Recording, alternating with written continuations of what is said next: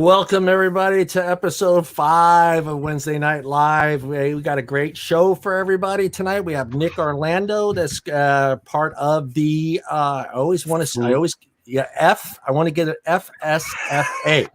Florida Smoke Free Association. Florida Smoke Free Association. And is it Florida? Is it Florida? Yeah. I'm pretty sure it's Florida. And he owns 4 shops in the Florida area, the Vapors Depot, and he's the vice president. He's the vice president of the Florida Smoke Free Association. Hello, everybody. Look, Tom's in the middle tonight. Hey, Tom, how are you, Tom? He's the middle. I feel like a weird meat in this sandwich here. I'm not sure if I like it or not. Yeah. Well, since you're from Wisconsin, what kind of meat are we talking about here? We don't want to go there. We don't want to go there. No. And we got Brian Power. Hey, Brian, how are you doing? What's this? What's this? No, that's my hand symbol. He can't take my hand symbol. I'm using it for the day. He did the I love you. I'm doing this. Brian has been stealing everything from everybody the last 2 shows. Brian is a major coattail rider. He stole my outro last week. Now he's stealing your hand singles. I think next week he shows up and with hair like mine. Watch. Yeah. Or a block of cheese to take Tom's, swag. All of a sudden, he just has like a gun rack behind him and a bow in his back. Eating a big chunk of cheese, big chunk of cheddar Wisconsin cheese. Brian, you got to get tattoos for next week too, buddy. Yeah, I'm gonna find long hair, find a big cheese head, and then I'm gonna make a robot out of Legos. Got to get sleeved in a week, bro. Come on. He could have the ultimate thing. What is it you guys have over there? I'm not offending those people that buy milk in a bag, but I know they have milk in a bag. And get some milk in a bag, Brian. Get some milk in a bag and a hunk of cheese and a gun rack, and bam, you could take Tom's spot. We should have a contest one night. We should have like milk in a bag drinking contest and see who can finish their bag first. Okay, the only thing I'm drinking out of a bag is wine. Okay. Yeah. That's it. I'm not drinking any milk dairy product that's coming out of a bag. I draw the line at cheap wine. I just want to know how you dip your cookies in that bag of milk. How do you do that? You don't. There's no you don't. It's just a big juice box. It's a big juice box. You're going strong. I'm opening up when you get a gallon of milk, half gallon of milk, you pour it in a glass, then you dip your cookies, right? Oh, you don't dip it right in the gallon. I just want to carry the bag around. Yeah, Amber, I'm confused about that one too. I thought it came in a box, not a bag. Yeah, well, apparently there's a bag in the box. There is a bag in the box. John, can we highlight a comment here? Because Amber McWhorter is asking if wine comes in a bag. So she must be really fancy because some people can't afford the fancy wine, Amber, and we have to drink it out of the bag. Franzia, number 1 choice. Franzi. Yeah, I was just thinking of names, and Franzia is. I was going to say if they got rid of the box, it'd be Mad Dog 2020 in a bag. It comes in a box, but some people just like to save some time, take it out of the box, and then you can just carry the bag around. It's like a giant adult Capri Sun. I've actually seen a couple of pictures where they have purse set up for that wine in the bag, and you stick that bag in the purse, and it's got a little floppy lift up. And it's got a handle on there so you can get your wine on the go. Yeah, doesn't it have like a little spout pouch? Like it flips open, you can put a drink glass under it to like fill up your glass from your purse. Yeah. I mean, and all we got is the vaping hoodie. And look what they got. We got ripped off. So Anthony, how you doing tonight, Anthony? Hanging in there, guys. Got the train go by apparently, but we're gearing up for our Black Friday and Cyber Monday promotions. We should have some sneak teasers maybe sometime next week. I think we're talking like a little pre-release on Monday, but we got the show, so maybe we just wait in and only the people that see the show get to see them. Get ready for some great deals. Great doorbuster deals from Zamplebox. We have doorbusters this year. Okay, Zamplebox doesn't even have an official front door. Okay, We're busting the door in. We're building a door just to bust it down for Black Friday. It's as fast as you can type www.zamplebox.com. And Yeah. They call them Z-busters. Z-busters. And then we got our rocker, Tim. How you doing, Tim? Did Brian use this yet? Can I use that? Yeah, change it up. Use both hands. He only did one. You go two hands. Ronnie James Dio style. I'm good, man. I'm good. If you had a lighter, it would work even better. You could just lighters are so 1980. Yeah, we don't. You got to use your cell phone and your flashlight now. If you want to follow the sheep, you use your flashlight on your cell phone. That's right. And it's more environmentally safe. Nobody burns. nobody spontaneously combusts during the show. It's all good. No, I'm good, man. I'm just been fighting a bit of the chilly weather, so I bought me a space heater from Amazon. You're wearing a tank top, Tim. I know. I was just going to say that. Hold on. I chilly weather? Dude, you're in Georgia. It's not 40, cold. It's 48 right now. Oh, that's kind of 48. That's shorts and a t-shirt weather. What the hell? No, let me make my argument and state my case for buying a space heater. The reason why is because to heat this mansion of a home costs a fucking fortune. Excuse my French. Yeah. But at any rate, I'm trying to cut back on using the central heat. And a lot of times I'm in a particular room. So I don't care if, my guests are freezing to death. I want to be warm. So I bought a space heater to try to curb some of those issues. So now you got to do is find out a way to get that thing to power, and then stick it on your little vacuum thing and have it follow you around the house. Dude, I'm your Roomba. So I am one of the I'm the king. I am the king of sedentary. I honestly move very little. And most of the time it's from here into the living room, which is maybe 30 steps. And I'm winded. I'm winded. Joking aside. Space heaters rule. Space heaters.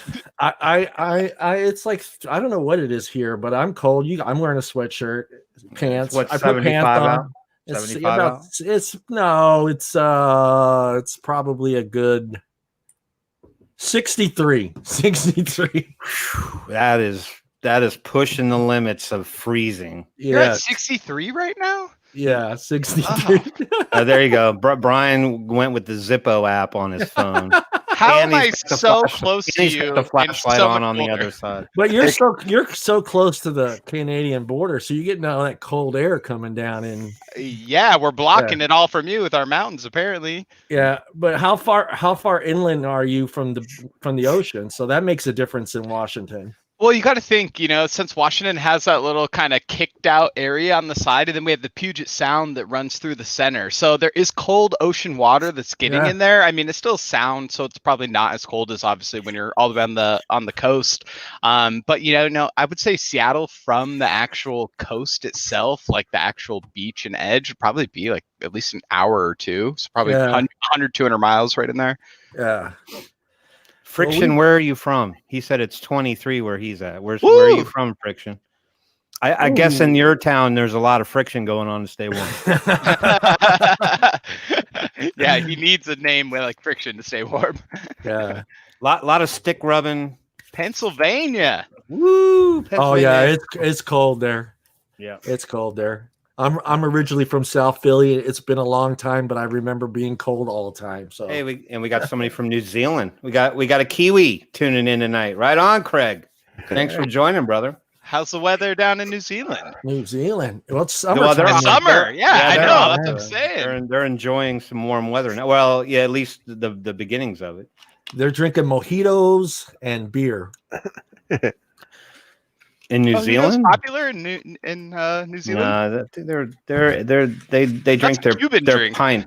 They drink more beer than liquor, probably. Yeah, probably. I've been there, but I don't remember. I just remember we went out and got really wasted one night. That's all he remembers of New Zealand. Yeah, I remember getting wasted. I remember that. So it was a good time. It was a good time. Yeah, that's a successful trip in my book. Come on. No, it's a beautiful country. If you ever get a chance to go to New Zealand, I agree. It is an amazingly beautiful country. Go to Mirawayi Beach. Go up on the cliffs in Mirawayi Beach. and look down. It's amazing. It's like something straight out of a movie / postcard. Like you'll never see anything like it. And I recommend that if you're from the United States, don't drive in New Zealand because you have to drive on the other side of the road. We say it's the wrong side. For them, it's the right side. Well, but isn't that where the Hobbit? Yeah, you can go see Hobbit Land and all that fun stuff. Did you go see Hobbit Land, Tim? I did not. We instead got drunk. Got too drunk. Well, I was there for work, and so it's a little different. My take on working in other countries is I don't want to do the tourism-y. That's not even a word. I'm going to lose in Scrabble tonight. I don't do the tourism thing. I kind of do what the indigenous local yokels like to do. So if they say we're going to the pub, you go to the pub. Yeah. That's the bottom line. Well, we did 2 polls on a few pages, so we wanted to get a little bit of insight on those guys. So we're going to open it up here. And poll time, kids. Poll time. It's doing the flashy flash. Let me see if I can zoom this in. There we go. Hopefully I don't have any porn open right now. No. Is that too big? That's too big. Too big. Yeah, go like 120. There you go.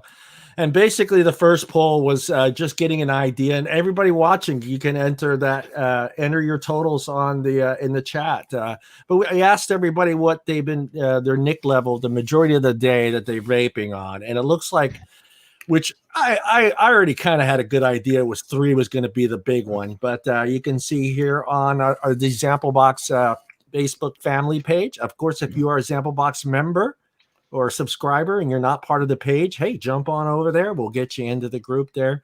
3 with 52 votes, 6 milligrams with 19 votes, salts 25s, which I thought was going to be the number one. I thought it was either going to be 25 or 35 on that one. Really? Yeah, 25. They're getting close, though. I mean, they're almost beating 6 milligram, which I think is, kind of interesting. At least coming from like shop background, the data we see at Zamplebox, 3 and 6 milligram. 3 milligram has been by far outselling 6 milligram for quite some time. But to see 25 milligram make that big of a jump up that's pretty impressive and interesting. Yeah, and let's see the other ones. There was a few other 35 with 2 votes. Who put 24 or lower? Who is that? Kevin? I have no idea. Is there? Oh well, I guess the lower milligrams, but it's kind of hard to find those, huh, Anthony? Are you talking like 12, 18 milligram type? Yeah, in salts with on the lower ends of the. Yeah. I've seen a few companies out there now that have been coming out with some 12 milligram offerings. There's been some kind of concerns around the PMTA where some vendors are kind of concerned that salt products may have not been technically on the market before the date. So kind of their way to combat that is instead of releasing, a high milligram salt, they're releasing a 12 or 18 milligram salt, since we do have proof for sure those were on the market for the date. You got that one there, Anthony? To Kiwi Land? Yeah, we do. We actually have a pretty big, I would say Australia is right behind the UK as far as our next most popular shipping destination from the US. And these are the totals from Vape and Fagan's Lounge. And it looks like over there, 3 is king as well with 17 votes. 12 with 4 votes. And vaping my nads off with 3 votes. Can I change my vote? I can see going into the vape shop and asking for the nads off milligram, please. Yeah. Salt's there with 2 votes as well, and 2 votes for 6. 18, which is I was surprised to see 18 so low, because I guess it's getting really hard to find 18 though. Yeah, I struggled for a while. Look, I was trying to find some of it. I'm a 3 or a 6 in freebase, and then I'll go to 25 with my Zamplebox, but 24, 25 in my pods. And over at Batista Vapors, my buddies over at Batista Vapors, hey, give them a shot. Go over there. If you're a coffee drinker and a vapor, this is a great group to be part of. It's all coffee and vape stuff. So Great group. And if you're having problems finding the group, it's barista. Yeah, he says Bartista, so it's don't misspell it. Batista, like the wrestler. Yeah. I'm in. Thank you, my grammar. I'm just peanut gallery comment because I'm sure there's a bunch of people going, I don't see a T. All right. And then there we got 3 King again with 11 votes, 6 with 3 votes, 50 is there with 1, and one me at the 25 in there. And the last group is Ohms Anonymous. Anonymous? Who's this? Who's Anonymous? Who's texting me here? That's the one. That's the porn fan. Yeah. 3 is King there as well, 6 and then 50. That's it there. Let me see. Yeah, that was the 3 groups. I was kind of surprised by the totals. I mean, Anthony, you got probably more better numbers. I mean, as far as what Zamplebox customers. Oh yeah, I mean, I would say, I would say generally, like if I was to order 100 products or 100 flavors per se, I would order 60% of them at 3 milligram, and I'd only order 40% of them at 6 milligram. And even 40% is sometimes too high, and sometimes 60% is sometimes too low on 3 milligram. Just depending on flavor popularity, how much people are hyping it or now reserving it to their box. As far as like the salt products that I'd seen, we've still been kind of gauging the numbers to see what's become more popular. I would say the ratio is a little bit more even, where maybe I'm ordering, like 55% of the 25 and 20 milligram, and then like the 50 milligram stuff, I'm ordering like 45%. So we're still kind of gauging it, and I think a lot of people are still kind of figuring out what salt device they like, what nicotine level they really need, because a lot of people come to find out, they'll try the 50 milligram, and personally, to me, if you're not, a pack and a half, 2-pack a day smoker going into it, or an extremely heavy vapor, like 50 milligrams probably going to be a little bit too high to you. But that's part of the game, kind of learning how what's going to be best. Yeah, I actually agree with Anthony on that. When I did ordering too, that was about the same ratios I did. I always had to make sure I got a crap ton of 3, and then 6 behind that, and then 0 is going to be maybe like 1 or 2 bottles of each. Just kind of order as you go. 1 or 2 bottles each, and that's really interesting, because that was exactly the same at my vape shop, before I came to Zamplebox. And so when I came to Zamplebox and to actually see like, okay, let's take my vape shop sales and scale it up, way more from one vape shop, and to see that it just scaled up, the quantities that I were ordering for that, for my vape shop, scaled exactly to what like the same quantities that I would mostly order for Zamplebox, like as far as 3 milligram versus 6 milligram versus 0 milligram. Because a smaller shop, like you said, I would order maybe five of each flavor in 0 milligram. Then I would order 25 of each in 3 milligram. And then in 6 milligram, I'd probably order 5 or 10 of each. Yeah. Well, with ours up here, what we did is we did all our testers in 0. And the reason why we did that is because then that way it's not a free tobacco product. Right. Yeah, we did the same thing. So that's why I would get 2 bottles of each. One will be a tester, and the other one will be on shelf. Then when that one sells, I'll just order another one. Yeah. Or if you find out, someone's like, oh, like I'm switching down to 0. I love this flavor. And then, I'd kind of do like special orders for those people where they're like, hey, I vape 260 mils a week. Can you make sure? So I would just make sure to have, a month's supply of them for 0 milligram, because otherwise, I'm probably not going to carry it, because 0 milligram half the time would just, end up getting moved to my discount section. Yeah. Right.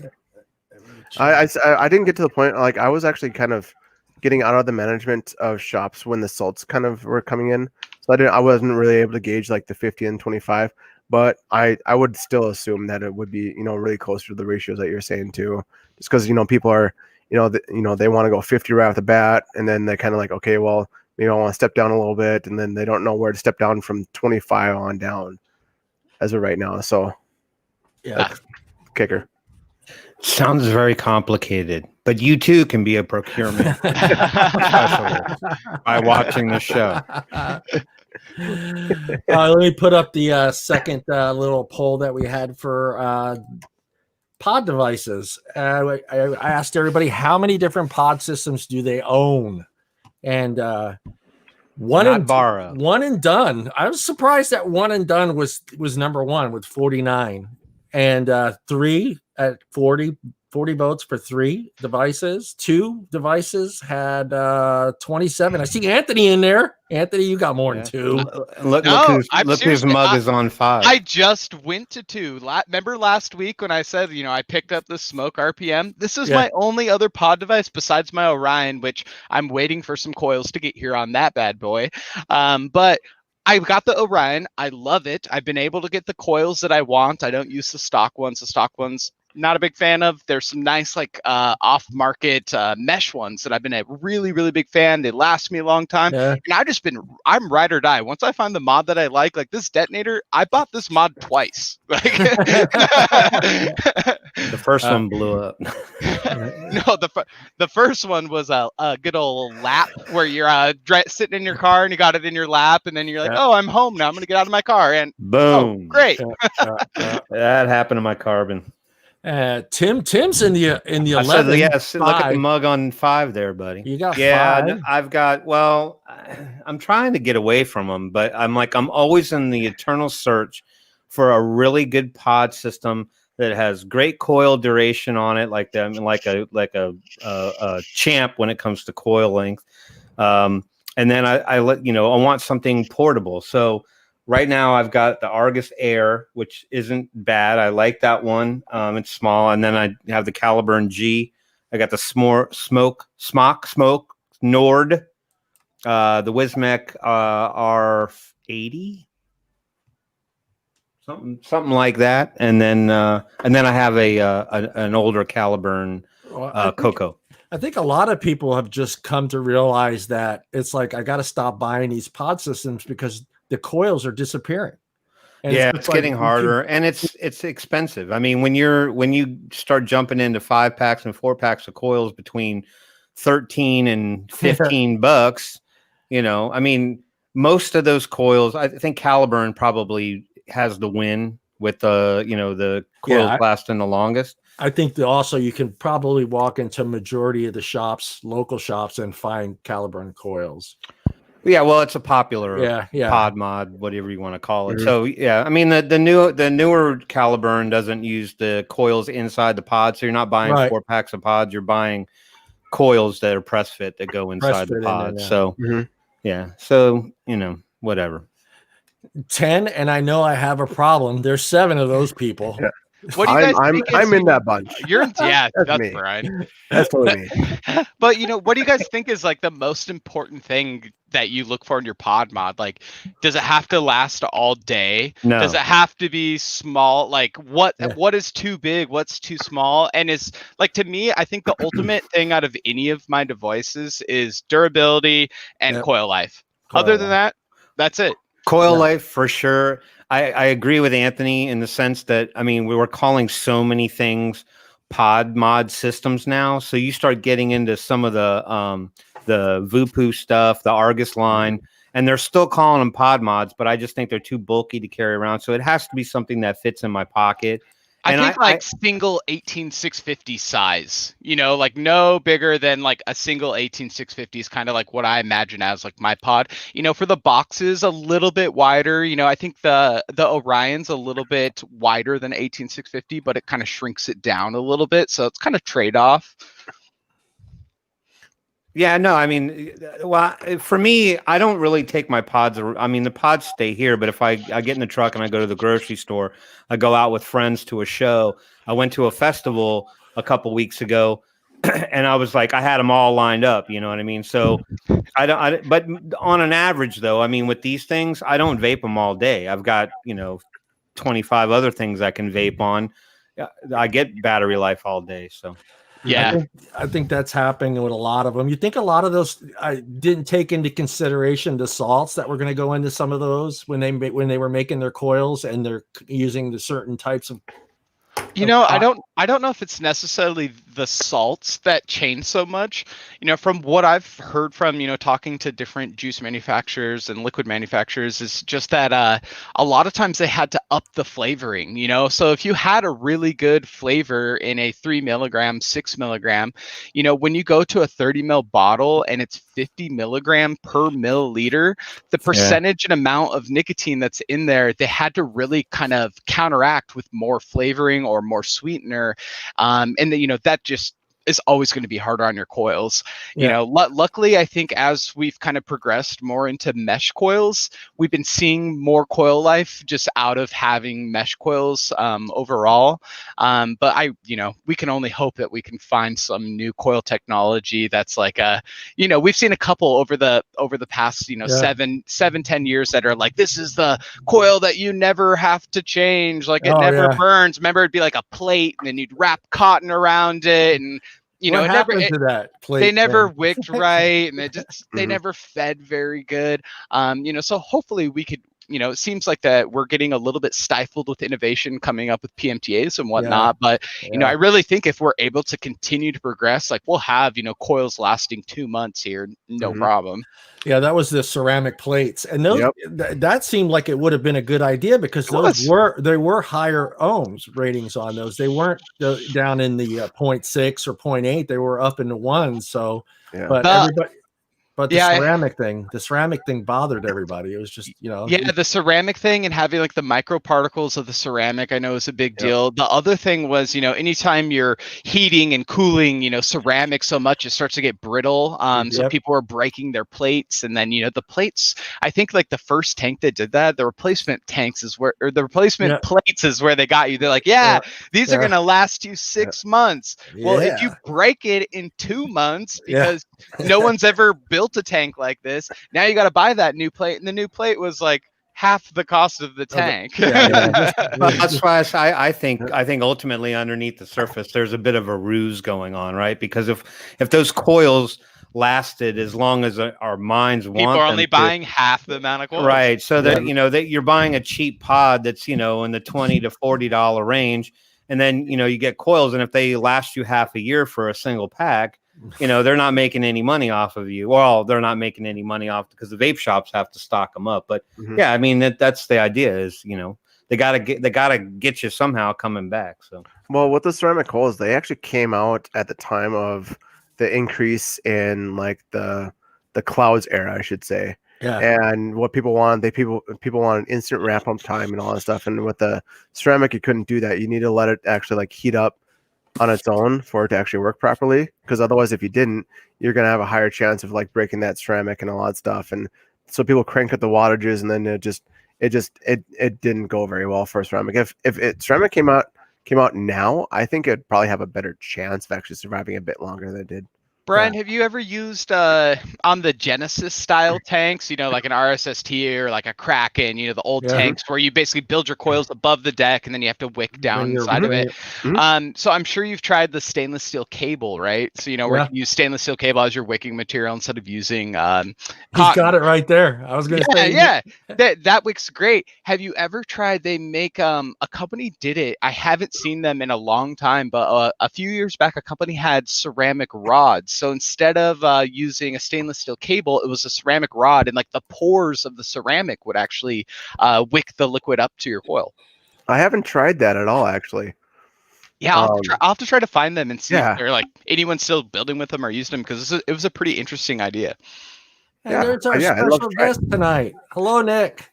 Welcome, Nick. Hey, what's up? I don't know about special, but I thought maybe you were upset that you didn't win the $10 Starbucks card on the sports show last Monday. I was really upset. But no, I went in, dude. I went into the Safari, and of course it tells me no, we prefer you use Chrome, so I have to go into that. Oh yeah. But how's everybody doing? Good. Can't complain. Awesome. Since we all discussed our weather, what is the weather like in Florida today? It's freaking freezing, man. It was like 53. 73, bro. Yeah, I'm 63, so he's freezing at 73. It's cold. I think it dropped to like 68 right now. Oh man. So when that happens, horrible. are you like me? Because once it gets below 65, I got to put pants on, a sweatshirt. I still wear the flip-flops. But I got a sweatshirt, pants on, and long johns. I'm not to the sweatshirt yet, but Not a long yet. sleeve shirt for sure. Yeah. Yeah, but I just got off of this virtual convention, man. That was pretty cool. Have y'all ever done one of those? Tim, you're muted, Tim, for some reason. This convention now, right? Voxpo. It's broadcast in 87 countries. So I was like, wow. So we got a booth there. We're like the only advocacy group. Oh, wow. And people can come visit and chat and all this stuff, but they give you a time in an auditorium. And so I had to do a whole presentation in an auditorium where it's interactive on a Zoom. It was kind of weird. It was very like, wow, what the hell is going on? So 20s. Ooh, it was neat. I couldn't imagine the 20s. Damn. Snowboarding weather. Sounds like my old New York days. 20 is fire heater, Tim's floor heater. Yeah, 20 is just real. Like, I don't think we might get to 20 first part of next year for I even turn the oven on and start baking. Just get as much heat as I can get in the house. What's that? Tim's in Georgia, right? Yeah, he's in Georgia. I'm just north of you. I'm outside of it, just outside of Atlanta. So we kind of get that transition. So right now we've got that up and down weather where it'll be like cold for a week, and then like maybe next week it'll be in the mid 60s. Get close to the 70s, and then we really don't get cold. What I would call cold weather, or what I'm more familiar with growing up in the Washington D.C. area where it'll get down into like the 20s or the teens. Right. But no snow. We don't really get any snow here, so that's the trade-off, and I'm quite all right with that. I was there one time in Douglasville, and it snowed. Yeah. Well, our snows are like what an eighth of an inch, and a lot of times it melts off by lunchtime. Yeah. So just to give you a heads up, Nick, before we started, Tim said he was freezing, but yet he's wearing a tank top. Yeah. Well, I am a little bit of a contradictory soul, so don't steal Tim's thing. Don't no, no. See, the guests can do whatever they want. The regular weekly co-host up here on the upper right hand above me. What you'd be Greg Brady, I would be Peter. Greg Brady up there. Mom and dad. No, you're Alice. You're Alice. Oh, you're Alice. Yes, I love Alice. We just don't have the three people below us, so we could shift the matrix if you like. Yeah. Just so heads up, so everybody knows who Nick is. Nick Orlando is the vice president of the Florida Smoke Free Association, and also a shop owner of the Vapors Depot in Florida, glorious Florida. Florida. Yeah. Florida. Do you know the Florida man? Yeah. I know who he is. Does he vape? I'm sorry, Tom. I'm so sorry. John. Are you the Florida man, Nick? Are you the Florida? No, he's not the Florida man. He's not the Florida man. I'll invite him to the next show, though. Hey, that sounds like fun. See what you guys are missing. If you're in Florida and you're not part of the Florida Smoke Free Association, come on. He's got connections to Florida Man. Okay, he knows Florida Man. Florida Man's a consumer member. He's a consumer member. You converted him to vapor, right? Yeah, you converted him to vapor. He supports the cause, man. Well, we're gonna go ahead and jump into questions. I'm gonna go ahead and give you the first one because it's something I noticed on the Twitter page from the Florida Smoke Free Association. I thought it was kind of cool, and I think a lot of the other groups should start doing some stuff like that. But I was checking out the Twitter, and you had Member Monday where you featured a shop online. Can you talk about how you guys go about doing that, picking a shop? So obviously we want to recognize the people that contribute to the right advocacy groups, right? Yeah. And a lot of these manufacturers contribute to multiples. Well, we feel like on top of their membership and joining us in the fight, it's a good idea to recognize these people, because so many times people that are actually involved in the fight doing the right thing don't get the recognition or the thank yous or any of that. And I think it's time we as advocacy groups, start recognizing them. At least something small, a simple thank you card, a thank you email, and some recognition, because they deserve it. They are doing what we do, even if they're out of state. They're kicking into the fight in Florida because they're stakeholders in our state, and they need to be recognized for that, because it's the right thing to do. We can't forget the right thing to do, right? In all the madness, we still have people that are doing the right thing, and I think they should be recognized for it. And the board agreed, so we thought it would be a good idea. I thought it was a great idea when I saw it. I was thinking to myself, a lot of the other organizations should start doing something like that, even on just their homepage. You know, when you go to their website, hey, these are, you don't have to put your top contributors. Just put, hey, they're going far and above and beyond what's necessary, and these are the groups that and I think as a community, we should support those shops, those owners, those businesses that are going that extra mile to keep flavors on the shelves and keep a product going. So I thought that was really cool. Let's face it, it nowadays it costs a lot of money to be one of those responsible stakeholders. I mean, we have registration dating back to 8816.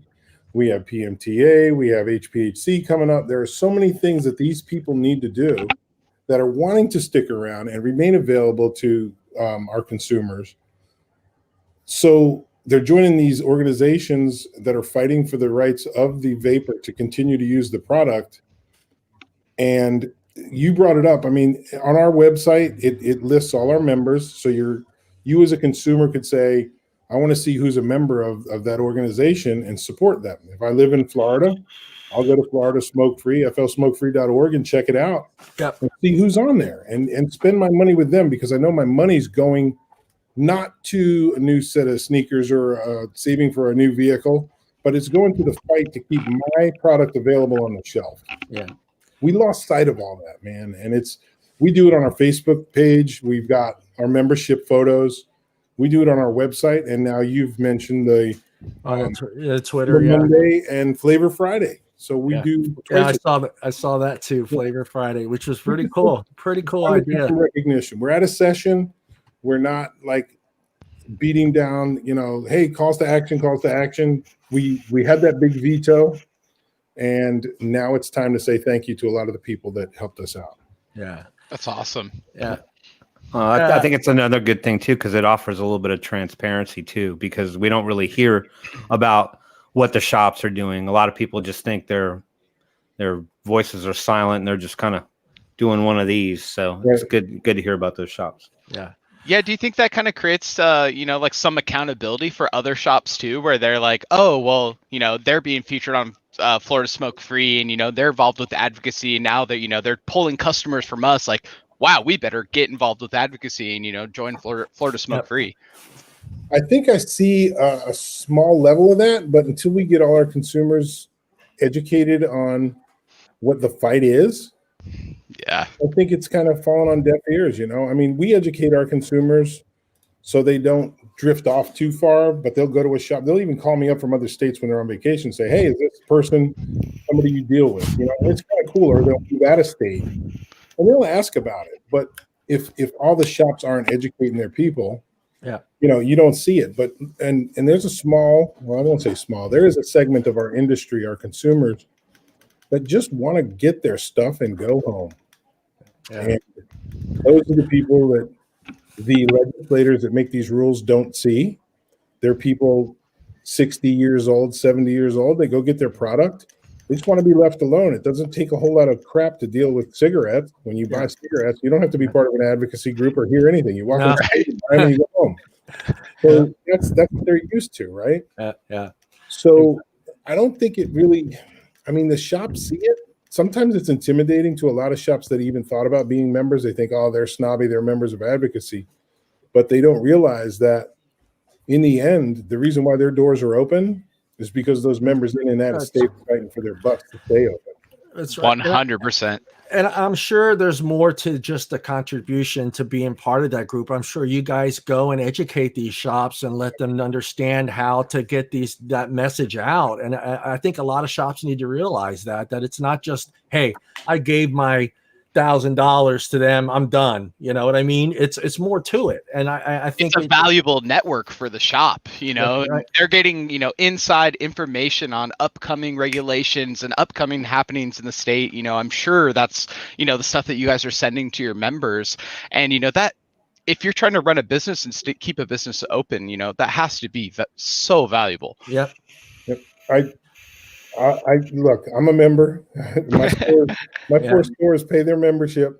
I was just crazy enough to raise my hand and become a volunteer too. So, did you do this? Started. Everyone looked around the room and looked at Nick. I was just kind of like, I'm in. Stand behind the booth. I know the Florida man. 16. And I've been doing it ever since. So but it's awesome. You get it. I mean, some people, they just don't want to join the organization because they don't like me or they don't like what I do or how I talk or each state has its own politics in the vape community. They find their own little excuse. I mean, there's over 1,200 shops here. Yeah. But we probably got about 60 members. Yeah. In state. In the state. Yeah. So the rest are out-of-state members that choose to be a part because they appreciate us. Yeah, what you're doing. Yeah, because if one state falls, that's just setting up, my state, I'm all the way up here in Washington, but if Florida falls, immediately I'm thinking, Washington's next. and obviously Florida did something right. So maybe everybody should read their book when it comes to figuring out what they did right, because obviously you guys did it right and got the bill denied. And I think a lot of states maybe need to look at your quote unquote handbook and figure it out. And you explained to us on another show that we did the process that you guys went through. And I think that is awesome. You guys, I think a lot more other groups need to do something like that and start educating them, because they don't understand what this whole thing is, or they're getting it from lobbyists that are saying, no, you don't need to know how it works. Just make sure it doesn't get passed. And I think the process that you guys went through, going to the health departments and letting them understand how the product works and what the milligrams mean, how this device works. And I think we need to all start doing that. And I think it's awesome what you guys did. We're very fortunate, number one, to be able to do it, right? Yeah. But our lobbyist has been involved in politics for a very long time. Yeah. He was a representative in our state. He actually worked for the Bush administration, so he understands how to navigate around and get us those conversations. Yeah. And every state doesn't have that, but there's a lot of drive in there. He is basically our quarterback, and he tells us what to do, and we have to be ready to do it. And on that drop of a dime. Right. We have to put that commitment in, right? I mean, you can't be like, well, I can't make it to Tallahassee 4.5 hours away today because my foot hurts or whatever. You got to be able to make that commitment, and then have the credibility with your membership to say, hey, I need 20 shop owners and 10 consumers to meet us there. Yeah. Because we're going to give testimony. And here's why. If you don't do it, we have a good chance of losing a bill. Yeah. Right. When we're talking about the 810 one, it took the entire vape community, PR firm, lobbying a governor lobby, right? It couldn't be our regular state lobby. It had to be somebody that could lobby the governor. That's a whole different world. Vapor Technology Association, members of the Vapor Technology Association having sidebar conversations and contributions to a commercial, a TV commercial. Yeah. Geofencing. I mean, it took a lot. But when you see that letter from the governor, you can clearly see that was our messaging. Yeah. You could almost think of Vapor wrote the letter when you look at it. Yeah. On the point of the letter, that is a tool for every state across the country to use now. Yeah. That letter in itself is a great tool. So even if you don't have all the other pieces, you get a letter from a governor that clearly states the difference between combustible tobacco, dealing with black market, stickman sales, all that stuff, and the benefits of vapor. I'll tell you right now, Nick, our Washington group has a copy of that letter ready to rock for January. And they should. It's a good letter, man. Yeah. Let me hit you with my second question, and then I'll feed you to the animals over there.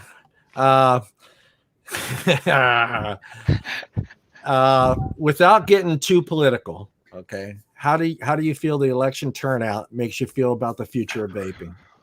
Makes me feel very bad about the future of vaping. If we remember, and I don't know if you guys know this, Joe Biden was the sponsoring legislator for the MSA. Wow. So that will tell you something. I did not know that. Yeah, so back in the original MSA, he was a senator at the time, I imagine, yeah?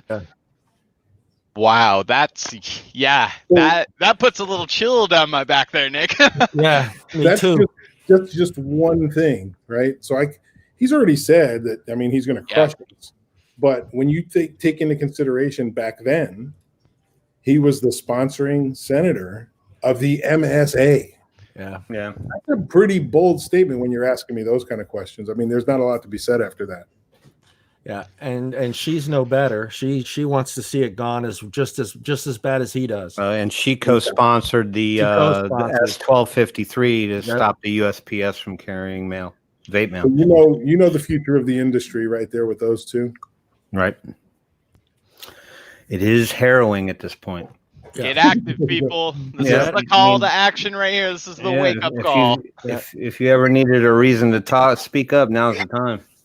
And I mean, a lot of people need to realize that it's not going to really matter as far as what the FDA does, as far as PMTAs. People need to realize that. And I think they need to open their eyes up. And like Tim said, stay local. Pay attention to what's happening locally. Well, get out and meet your legislators now before session starts, right? Go out and shake their hand. Say, hey, we did it here in Tampa just before the major election in Tampa. We wanted to meet the candidates because there was an election coming up, and we wanted to see where they stood on vaping so we could tell our members, hey, this person says this person says this. So I went out and just called them up and said, hey, let's go to lunch. Yeah. So we went and sat with one of our members and myself. We went and sat and just talked to some people and said, hey, you know what? Here's what we represent. I am a consumer. I am a business owner, and I'm a vice president of an organization. So what are your thoughts on this stuff? Is there anything I can clear up? Now, I also bring a little case with every device that we have, Jules, all that stuff. And I show them the devices, and her mind was blown. The first one we had, she's like, wait, this right here is a vapor? And we said, yeah, that's what we sell, right? This is open system. Yeah. Your convenience store sell these. Yeah. This is, what they're saying kids are getting. Well, I can tell you that our shops, we raised willfully, we supported the 18. We actually crafted the legislation for T18 in Florida, or B18, back in 2015. We set that bar. We're more than willing to go with T21 because that's federal. Mm-hmm.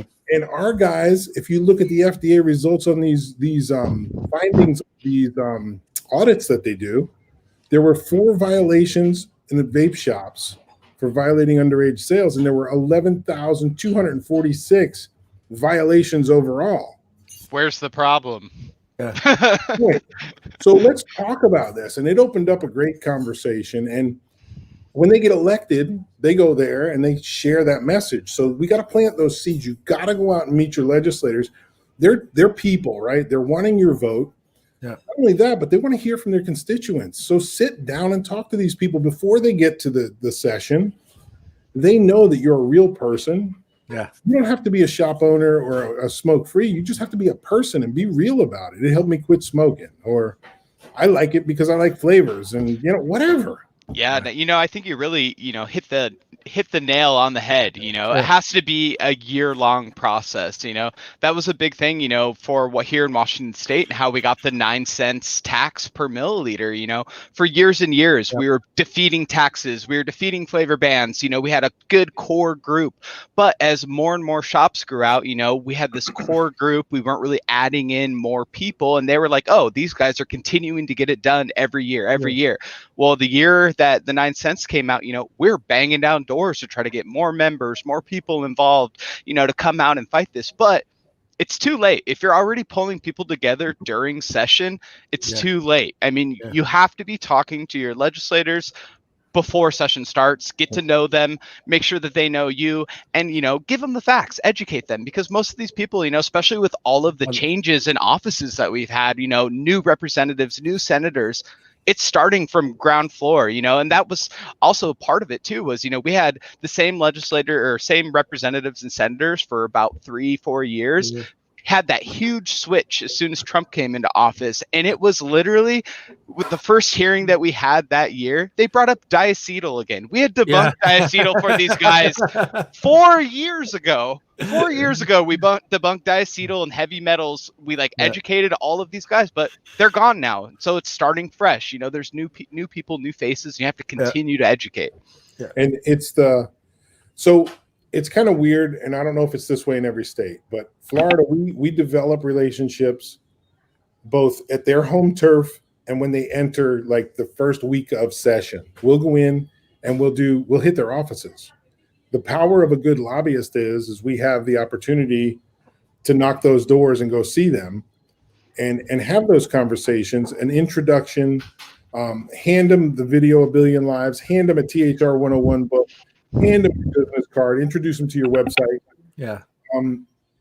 Then what you're doing is, what was that? The RCP book. Oh, the RCP book. We got copies of the Quadrant Physicians book. Yeah. My wife just reminded me. So we get this little package, welcome to Tallahassee. Yeah. Here you go, freshman. Yeah. Call us if you need it. Excellent idea. Those guys get reelected during their term, they introduce the new freshmen to us. And it just cultivates. So since 2014, that's kind of what's been going on. One year we ran into 46 new legislators. Wow. That was an issue. Because we had Amendment 9. We couldn't get around to meet all of them.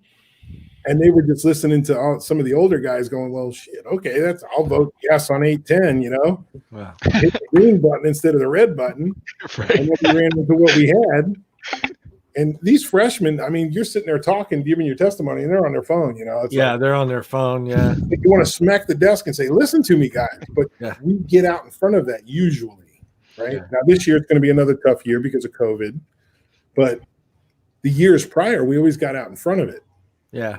And to your point, it matters because you're planting those seeds. And when you bring in new legislators, the seeds are still there, but you get to go circle back around and hand them that welcome package of the Royal College of Physicians, the Billion Lives, the THR 101, our business card. It's like, here, welcome to Tallahassee. Let's go. Yeah. So, Anthony, now this year we're going to give them an award, a smoke-free champion award from last year's session. We're going to give one of those away, and then everybody's getting a lapel pin, Florida Smoke Association. Our champions to walk around with on their lapels, or a military coin for their desk, a challenge coin. Oh, nice. Great that is idea. awesome. So, you'd up front of this one. Yeah, you'd be shocked. Go to the FSFA Facebook page, and you can see it seems like a never-ending list of the champions of vaping, like people that are, council members and stuff like that. Yeah, both links are on the chat. We'll keep adding the Facebook page and the website as well on there. We just put those up today. Thanks, Tim, for saying that. No problem. Yeah, Anthony, got some questions for our man Nick. I do. I always think it's interesting to kind of find out, how you got involved with advocacy. Previous to Zamplebox, I was also managing a shop here in Washington, and, it was kind of like, part of the game of having a shop, and, if you want to stay in business, you have to fight for it. At least, that's how my owners built me, and, what I believed in and what we should do. And, do you feel like your story was the same? Was it just kind of a necessity of owning a shop, or was it kind of something else that spurred you into it? Well, it was that, but it went in different levels. First, I became a member, paying in every month.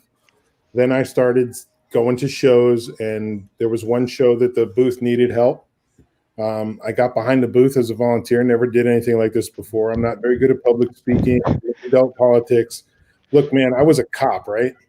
Yeah. So I then started managing big box retail, and working on organized crime stuff and retail theft and all that. So then I opened up a vape shop because it helped me quit smoking after 30 years, 2 packs a day, being on the road all the time. I'm drinking, Dunkin' Donuts, boxes of coffee, and smoking butts. The story of vape shops across America. I just happened to quit with it, and I had to create a shop because it worked. Yeah, I tried everything else. So just a heads up, Dunkin' Donuts does not sponsor this show. Zamplebox? I got this big box of Zamplebox coffee. Zamplebox coffee. We might get into that. So guy introduces me to it. I'm coaching soccer. I coached soccer for like 19 years, and I needed something to smoke on the sideline. So I started vaping a little 510 out of China, $60. Put a damn thing with the pre-filled cartridge. Got on ECF. Industry evolves. Tell my wife I want to open a shop. She goes, no way. That stuff's worse for you than cigarettes. She never vaped or smoked, so she does a 1.5 years worth of research, right? Trying to debunk vaping. Debunk vaping or debunk you? Me. Yeah. She wants me quitting smoking. She wants me quitting vaping. She wants it all gone. Couldn't figure it out, right? So she figures out, wow, this is actually better. So she says, let's open a shop, right? We could have kept some more family members alive. Well, we open up a shop, go to a show. They need help. I get behind a booth. Ever since the day I got behind a booth, I've had the damn booth with me. Yeah. So I even got the shirt now. So I moved on. But yeah, it was strange. And now she's our biggest advocate. She'll get up there and tell them, I don't vape or smoke, but I'll tell you what. Yeah, it awesome. Saved my husband, and I wish it would have saved my family. So that's kind of how we got into it, man. I mean, in a nutshell. Well, you better get her one of those pins. That's all I'm telling you. That's right. She's a champion. She's a champion. She needs a pin. We'll give her a pin. All right. Yeah. So my other question I had for you, Nick, man, this conversation has really brought up a bunch of questions. Like, to me now, I'm like, why don't we have a network of all of our coalitions that are talking to each other and sharing these ideas? I'm taking notes over here of stuff getting ready for our session here. So I appreciate you so much. But how can we get the average vapor more involved with advocacy? How do we take that person I'm a Marlboro Red smoker for 30 years. All I know is Marlboro Reds. I want the simplest device ever. I just want to come in, just hand it to me and just leave. How do you get that person involved? Well, it starts at the top, right? So until we get an industry of responsible individuals that send the same message, one vision, one voice, one message, we're not going to get that, right? I mean, if you saw the industry, and I'm sure you guys have seen it, we started in 2009, 10, and it grew. And around 14, 15, it was looking really good. We had a community. People were coming in. We had that audience. It was really easy for them to spread the word because they were a part of something big, right? In the stores, you'd have a 20-year-old sitting next to a 70-year-old, and they're talking about vape. They never had anything in common, but they're talking about vapor, right? That is gone, right? COVID didn't help. Right. But with all the bad EVALI and one thing after another and all that crap, it just ruined that piece, right? So until we get everybody on the same page, and that coalition would be a great idea if we could ever do something like that. I would love to see it, a national organization with chapters throughout the country with one clear message. Where you guys said, you have that packet of information that you give to we all give them the same packet. We all spread the same information. I mean, and I feel like we kind of have groups that are, trying to bring that voice together and, we're feeding them information, but I think there's just got to be more communication between the state groups because, the state groups are the ones that are driving it every day in their own communities. Yeah, exactly. And, you guys are coming up in ideas in Florida that Washington may have never thought of, and we're fighting very similar bills, very similar, types of things are happening. And, that information to to kind of bring everyone together and get it in a unified voice, or maybe even not, if it's like, okay, here, pick out some things that you want to share for yours, but just to have like, this is what we tried in our state and this worked or didn't work. This is what we tried in our state, then this worked and didn't work. And so we can start comparing and say, oh, these things are working, these things are not working. You know, let's really get our voice behind these things. I mean, that would be so valuable. It would. And we need it now more than ever, right? I mean, in my opinion, I would like to see a structure very similar to what you're talking about, a national organization with chapters. And that organization, maybe it's comprised of funding members that really make the money, right? So our chapter memberships then give the money to the national org. Maybe they pay our state lobbyists. If we have confidence in our lobbyists, keep them there. But your big manufacturers, maybe overseas, are the ones that fund that organization. That organization has a team of resources: marketing, lobbying, federally and statewide. And then when something happens, they deploy that team, and it's all the same message. But on a regular basis, if something needs to happen, give testimony in any state, they call the state chapter and say, hey, meet us in the Capitol. They have the message that the people, we have a war room meeting like we do the night before a testimony. Everybody gets their topic, their own words, just here's your topic. Right. And we strategize, right? When we have war room meetings, we strategize. Yeah, because you want to make sure, you know, we don't have the same people talking about diacetyl as we have talking, you know, you don't want to be stacking the same information. And we don't want to share the same thing. Hi, I'm Nick.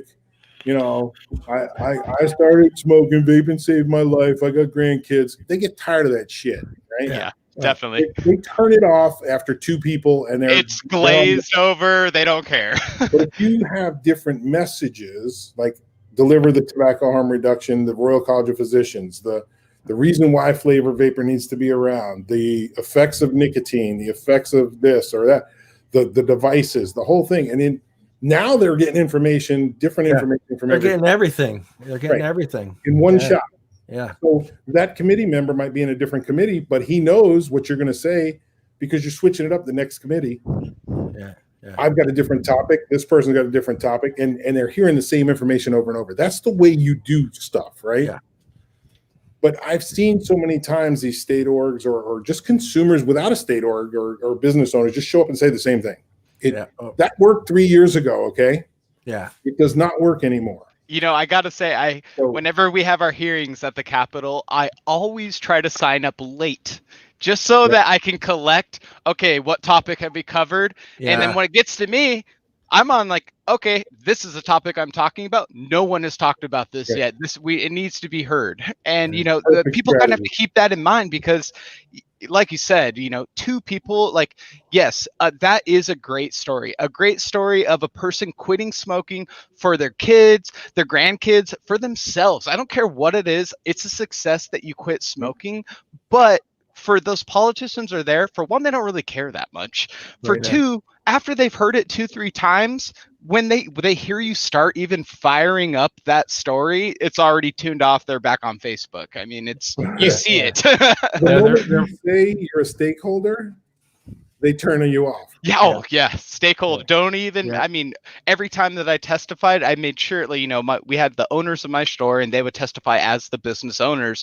And I would always testify as consumer because, like, I am not a personal stakeholder. Like, I'm committed into the industry, you know, being the manager of this vape shop, but technically, you know, I'm not a stakeholder. And, you know, it's really kind of sad how immediately like, oh, stakeholder, they're only in it for the money, when really 98% of the people that have created vape shops are stories like yours, Nick, where it was like, I only created this shop because I found so much success with quitting smoking with vapor products. You know, like, it's not like you were like, man, there's a bunch of people making money off of vapor products over there. I'm just going to jump into that new game. Like, all right, Brian.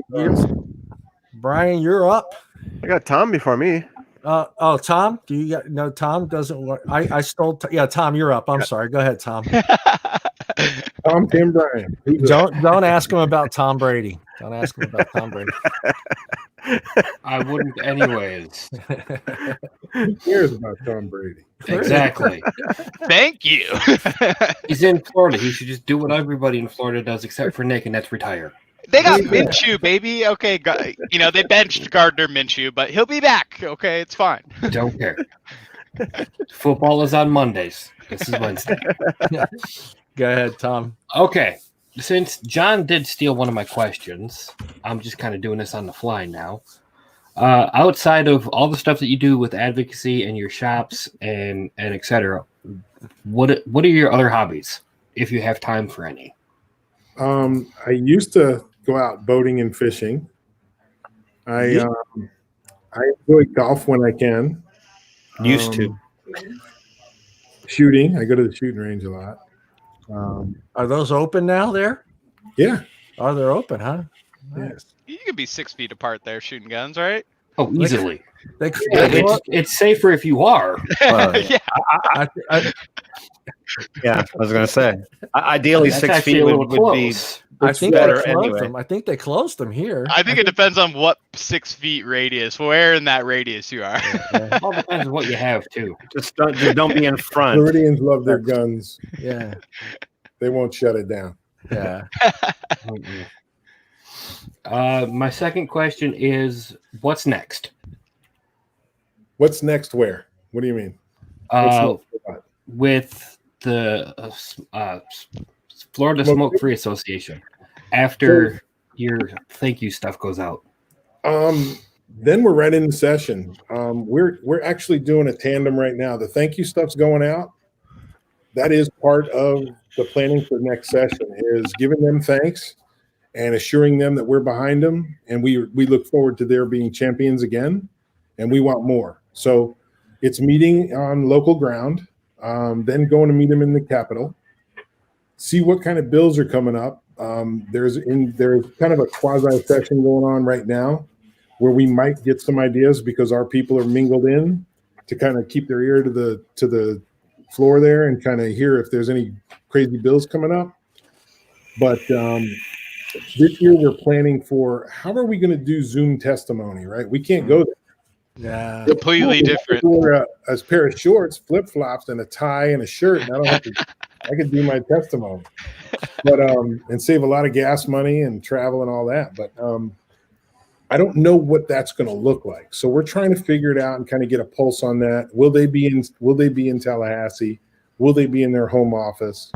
And what to expect kind of there. But planning is always revolving around planting those seeds while we have them at a session and we have availability to them.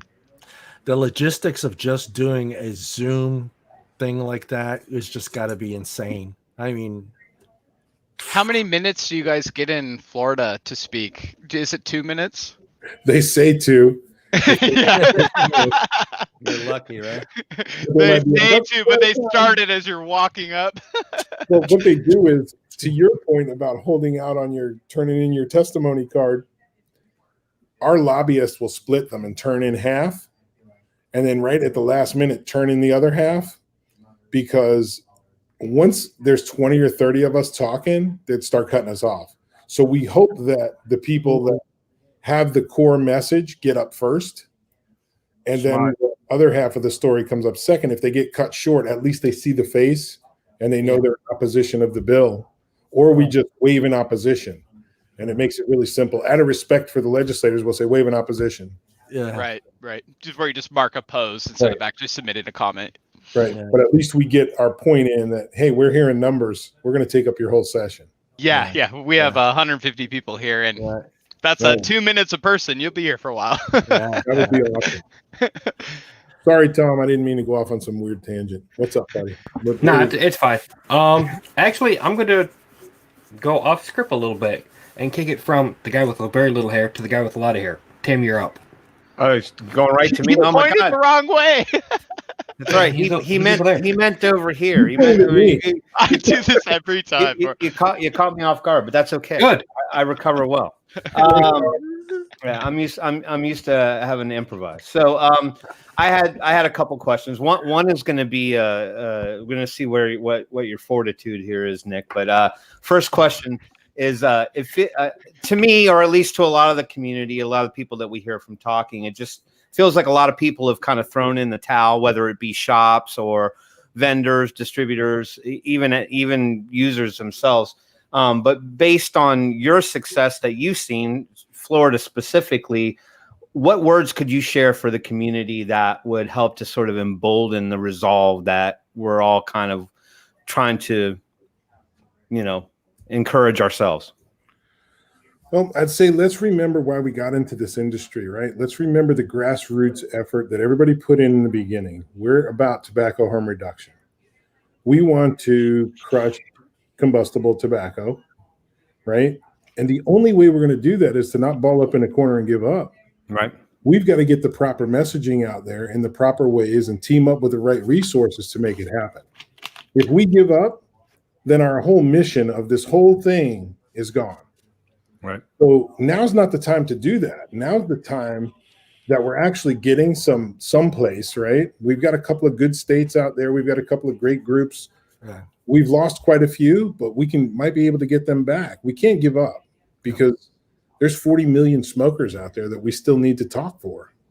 Right. It's not about us. Yeah. No, I mean, I think we echo that sentiment, and just something that we try to push, and that is that, don't let what's going on leave you with a fleeting feeling. You know what I mean? You keep talking, get out on the social media platforms or find the groups in your area and ask how you can help, how you can get involved. I mean, it may not be a massive requirement, but as long as they know that you're on their side. Could be as simple, Tim, as being a part of the group, paying attention to the page and sharing their post to your audience, because each of us have a different audience. Yeah. Mm-hmm. And if 5 more people than what I'd share to my page that you share to your page, 5 more people see it, those 5 people might contribute another 50 people once they share it, right? Sure. So we have to not give up, and we have to make sure that we're communicating the right message, and being active and getting involved is the key. You hit the nail on the head there. Yeah. I mean, we have to stay active. Yep. One saying, don't let the bastards win. Exactly. Don't let them win. Good answer. Good answer. Okay. Here's your job interview question. Yeah, I knew you were waiting for this one all night long. I sat there and I scripted this one. I went, Nick's going to hate me after this question, but so it's a hypothetical. But if you could lead the vaping task force for the United States, what proposals would you make to hopefully make all the sides of the argument happy and save vaping in the end?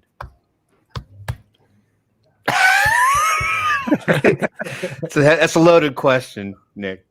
What argument would I have to make all sides happy?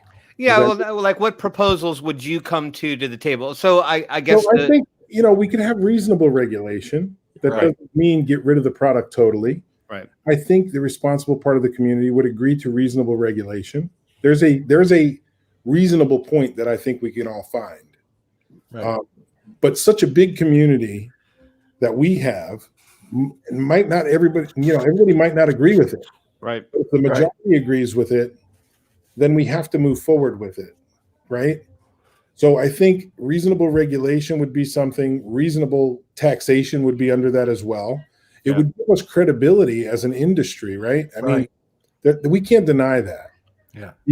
Every industry out there is regulated. Some may say fair, some may say unfair, but it's got a regulation that people can survive and do business. Right. Yeah. And I think that's where we need to be, is whatever that might be. I mean, I have 22 initiatives that we used from last year, but because the focus was children, we focused on 22 initiatives and gave it to our legislators to say, hey, here's 22 initiatives, but they only took 2 and then turned it against us. So it wasn't really about the kids, right? They're for the kids. Right. Yeah. So we put them to the task there and said, okay, you want to make it about the kids? Here's 22 initiatives. Let's go. We're responsible. Let's do it. Yeah. Whoa. Wait a minute. It's not about the kids. Well, what's it about? Yeah. What is it about? Let's talk about it. Money. And the vapor industry don't have money, so you're shit out of luck. All we have Yeah. We're all just ex-smokers who just Right. happen to quit. We like this product, okay? yeah, you're not going to whip us into shape or make us go away, and that's the bottom line. So let's sit at the table. Let's talk about it. Let's lay it all out. What's the real issue? If it's money, let's figure out a way to get you a reasonable. Come on. Yeah, You're reasonable. making tax money on us. Add you a don't- permitting, a vapor permit.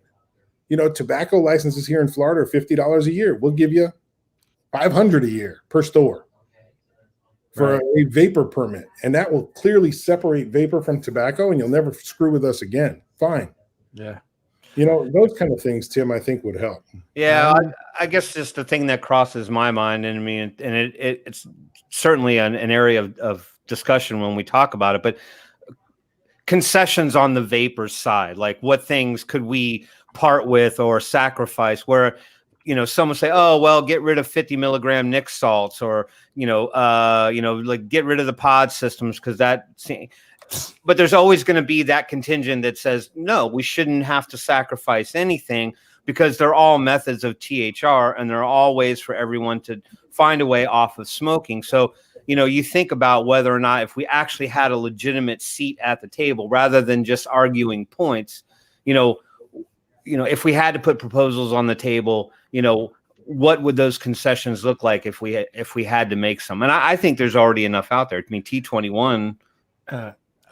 This industry went a long time without being regulated, and I understand that we have pretty much the local vape shop. You got the big boys, and you got some guys in the middle. Everybody's not going to be happy, but we have to, like Nick says, we have to have some sort of regulation. We can't just be an unregulated industry. Totally agree. But I mean, I think, I guess that's to my point is that, in order to make some of the ants or some of the people that are maybe getting bunk information, say, maybe poor science or really bad, information from the medical field. I mean, really what it sounds more like to me is that it's about the arguments that are made out in the community. I'm not talking about politicians who we already know are already worried about money. They're all about driving revenue. I mean, I have a fix for that. Money is always going to be greater than health in their eyes. At least that's the way I see it. But when you talk about the Karen down the street versus the vapor on the other street, we already have common ground that we can stand on. Nobody wants the kids vaping. So you got to throw a couple bones, I think, to maybe make them go, oh, okay. Nobody markets the kids. They think they say we market the kids as an industry. Who's marketing the kids? Kids don't have money. No. Yeah. How does a 14-year-old afford a Juul habit? Yeah. You know what I mean? Talk about marketing the kids, you better talk to McDonald's, right? Yeah. I mean, those guys are savage. But to get some of that money back, wouldn't it be easy if they just could get the funding to fund enforcement and find the bad guys and then get all the money they want?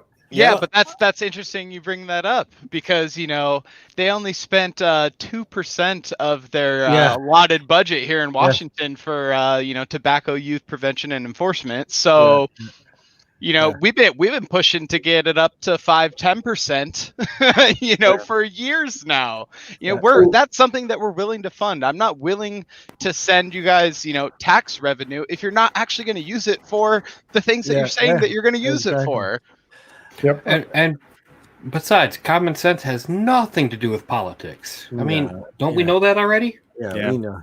I'd really love to see someone do a study on Colorado and Oregon at this point, and actually look and see that, because if you look at their guidelines, they say who they're going to give this money to. That's going to be part of this 65% tax hike.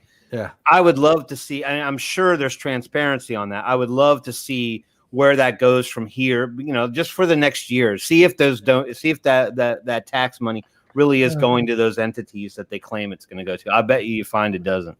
Well, I always bring up the state of Philadelphia, Pennsylvania. They did something different. I don't know. I know there's still tax there, but they always out of the news. It looked like 5-6 years ago they settled and it was done, and they're not in the vape talks or rumblings at all. It's just day-to-day business in Philadelphia, Pennsylvania. But how many people went out of business because of that? Yeah, a lot of people did go out of business for that. I'm aware of that, but they made that circle real small. Yeah. And the ones that are surviving, I can tell you from knowing one of them personally, they're getting hammered on a regular basis, harassed. They're having to pay up the ass. They're getting harassed on a regular basis. It's almost like the mob. Oh, yeah. Wow. Well, it is Pennsylvania. So. Because what they did, they reduced the circle, and then they pick on the little guy one-on-one instead of sending it to legislation. Yeah. They send the goons out from the state to just pick the shit out of them until they're eventually out of business. Until they're out of business. That's what's wrong. We don't see that, right? Yeah, we don't. Unless see you know the individuals, you don't get that communication. But you know, there's bad bills because they're getting everything they need. Yeah, I always bring up that question because it just seems like to me I don't hear the stuff you're talking about, but you just don't hear about Pennsylvania. You don't hear any rumbling. Yeah, it's just like it's day-to-day business there. Everything's fine. We got our vape product. Don't bother us. But obviously, there's more to it than we're being told. They're scumbags. Yeah. Tim, you got one more question? Yeah, I do. Well, unless you want to, are we going to Brian at all? Yeah, we go to Brian. Grade on that one?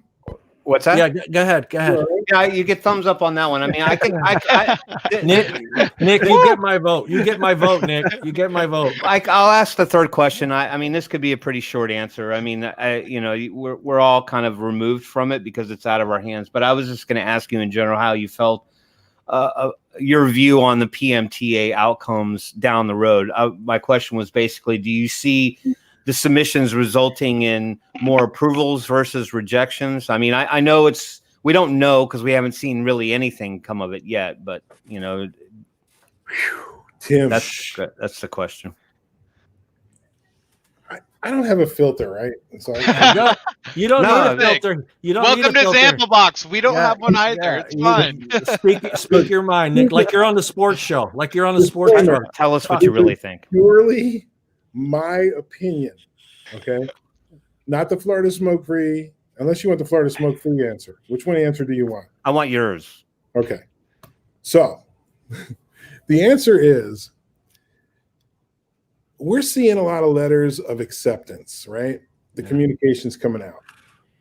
And I might be getting too detailed on this, but there's a report on the FDA tobacco control page that will be updated December 6th. And on that page is refused to file, RTF and RTA refused to accept, right? Those two columns haven't moved very much over the past few months. But the last time it was updated was, I think it was October for September. I looked at it just yesterday, but I forget. October for September. If you recall, all the submissions went in that window. And there are so many of them, I don't know that they'll ever get through them. So we're thinking, okay, that's cool. They got the submissions. We submitted, blah, blah, blah. But my concern is that when they update in December, we're going to see so many RTAs from like 600 now to thousands at that point. And then we're going to be like, oh, crap. Look at December. The column is just going to be unbelievably high. Yeah. Now, I hope I'm wrong, okay? But not being in those circles, I don't have that answer. But December 6th on the FDA page, that report will update. And I think we're going to be shocked at the amount of RTA and RTFs that are there now. The sad part is you won't see who is RTA or RTF. They do not tell you what group don't get in. Mm-hmm. And they never will, based on FDA communication that said that. But you will see letters of acceptance. Then that's only step one. Right? Got to get through the approval stage. The whole scientific HPHC stuff. And then that's going to be costly. And then whoever gets through may or may not get weeded out at that point. And then as you move through this process, my opinion is that we're probably going to have 6 to 8 lucky manufacturers in our country to have e-liquid. Okay. A lot of people might think I'm crazy. That's based on my knowledge, which isn't very much. Yeah. When No, I look because at we're completely out of that process, so we just kind of sit around. I mean, we did get to talk to AVM a little bit, and their input and how they're trying to help people through the process. I think the speed bump. You're an AVM, so there you go. I joined it. I bought an e-liquid company because I sold a lot of it, and the guy was going out of business. I bought it, filed PMTAs, joined AVM. I'm like, let's try these 3 flavors and just keep going. You know? I mean, I guess some of it is sort of like just kind of try it and see what actually gets through. I think the speed bump that I saw in the whole entire process is that approval process alone. When you get to the testing, it seemed as though that's the main stickler, because that's the hardest and a very expensive piece to pull together, which you had to submit during the PMTA period, right? That had to be part of the PMTA. And so, it is concerning. I'm just hoping that, with the influx of the amount of stuff that hit their door at the same time in September, it'll delay them a while. Remember where this started, right? And I know manufacturers that actually went the other route, the expensive route, that had to reduce their submissions. Yeah. Before all the other stuff rolled out, they had no option. So they're like, well, I saved all this nut of money, so I'm going to spend it on this, and I'm going to reduce my flavors to that and get them submitted. I think that, they're in the same boat now as well. So what column are they going to be in? Yeah.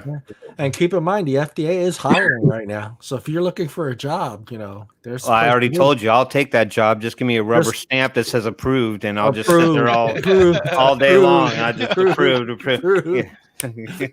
So vapors, get a couple loan applications in there too. While I'm at it. Yeah, that'll probably be the first question on their application. Do you vape? Yes. Bye. Get out. They're doing the audits here of some of the manufacturers in Florida. They're members of ours. Yeah. They've had guys show up that are vapors. They've got like sleeves, and they're in there doing the audit. There's got to be a good amount of people that work for the FDA that vape. Yeah, it's just impossible. This is impossible. Community, these guys look like our community, right? Yeah. So they walk in and they're like, they're cool as hell, but they're doing their thing. Yeah, they're sticking to their guns. Well, sticking to their job. To Douglas's question in the group, I have not heard of any approvals. There was acceptances, but no approvals. No approvals. And also, the IQOS is heat not burn. It's actually not a vapor product per se. I mean, it does create vapor by heating the tobacco, but it doesn't use e-liquid in like a traditional coil. Right, and it would never be a precedent for us anyway. Right. Yeah. Brian, you're up. I'm going to do a fun question. Uh-oh. Yeah. Nick, I'm gonna ask you, who are your influences? Like, who sparked a fire in you? In what realm? In the vapor industry. Who sparked a fire in me in the vapor industry? I would have to say,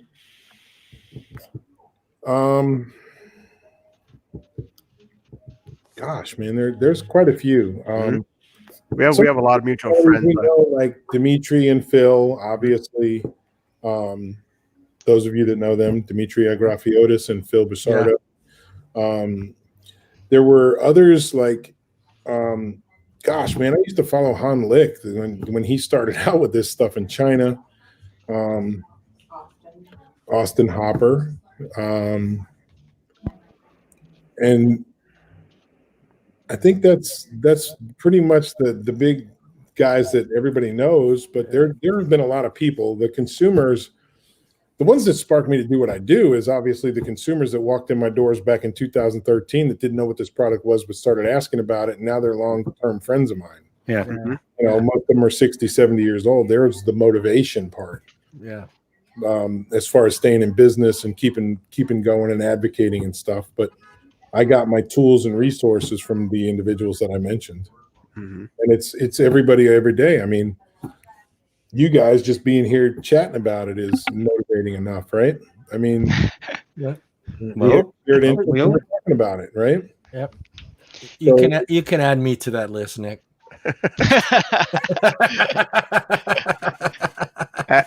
Actually, you should take him off that list because you actually lost, and he was the cause of it. So he throwing them softball questions. I know. Yeah. So you need to be quiet. Rhinoceros made a hair, rhinoceros horns. So, did I answer that question? Do you want to go deeper? I mean, there were a lot of people. No, like for me, like so me and you have like a lot of mutual friends and stuff, and like Right. the names I kind of think of like off the top of my head is like Fig and Skip and Lindsay and all these other people who are always pounding on everything that they're in that they talk to. Lindsay, I can't keep up with. She's just very smart. She just is she'll research something to death and come up with every 6 ways of numbers and Yep. Fig Murray, obviously, she's just a great person that shares all kinds of great stuff. Fig Ramsey, he's like the fuel, man. He throws the fuel on the fire. Those kind of people, and I didn't forget about them. It's just like I'm trying to figure out where you go with the question from advocacy from what. But yeah, Fig definitely keeps me motivated. He's helped out in so many ways. He kind of says, why don't you do this with your web page? Or why don't you do that with your social media page? I think people do this and that. And he's the one that brought up the recognition piece. And then our PR guys took it and ran with it. And I kind of threw some ideas in there that John mentioned earlier, but we just kind of went all over the place with it. But everybody that I interact with, man, contributes in some way because somebody's going to say something to spark something some way, Mm-hmm.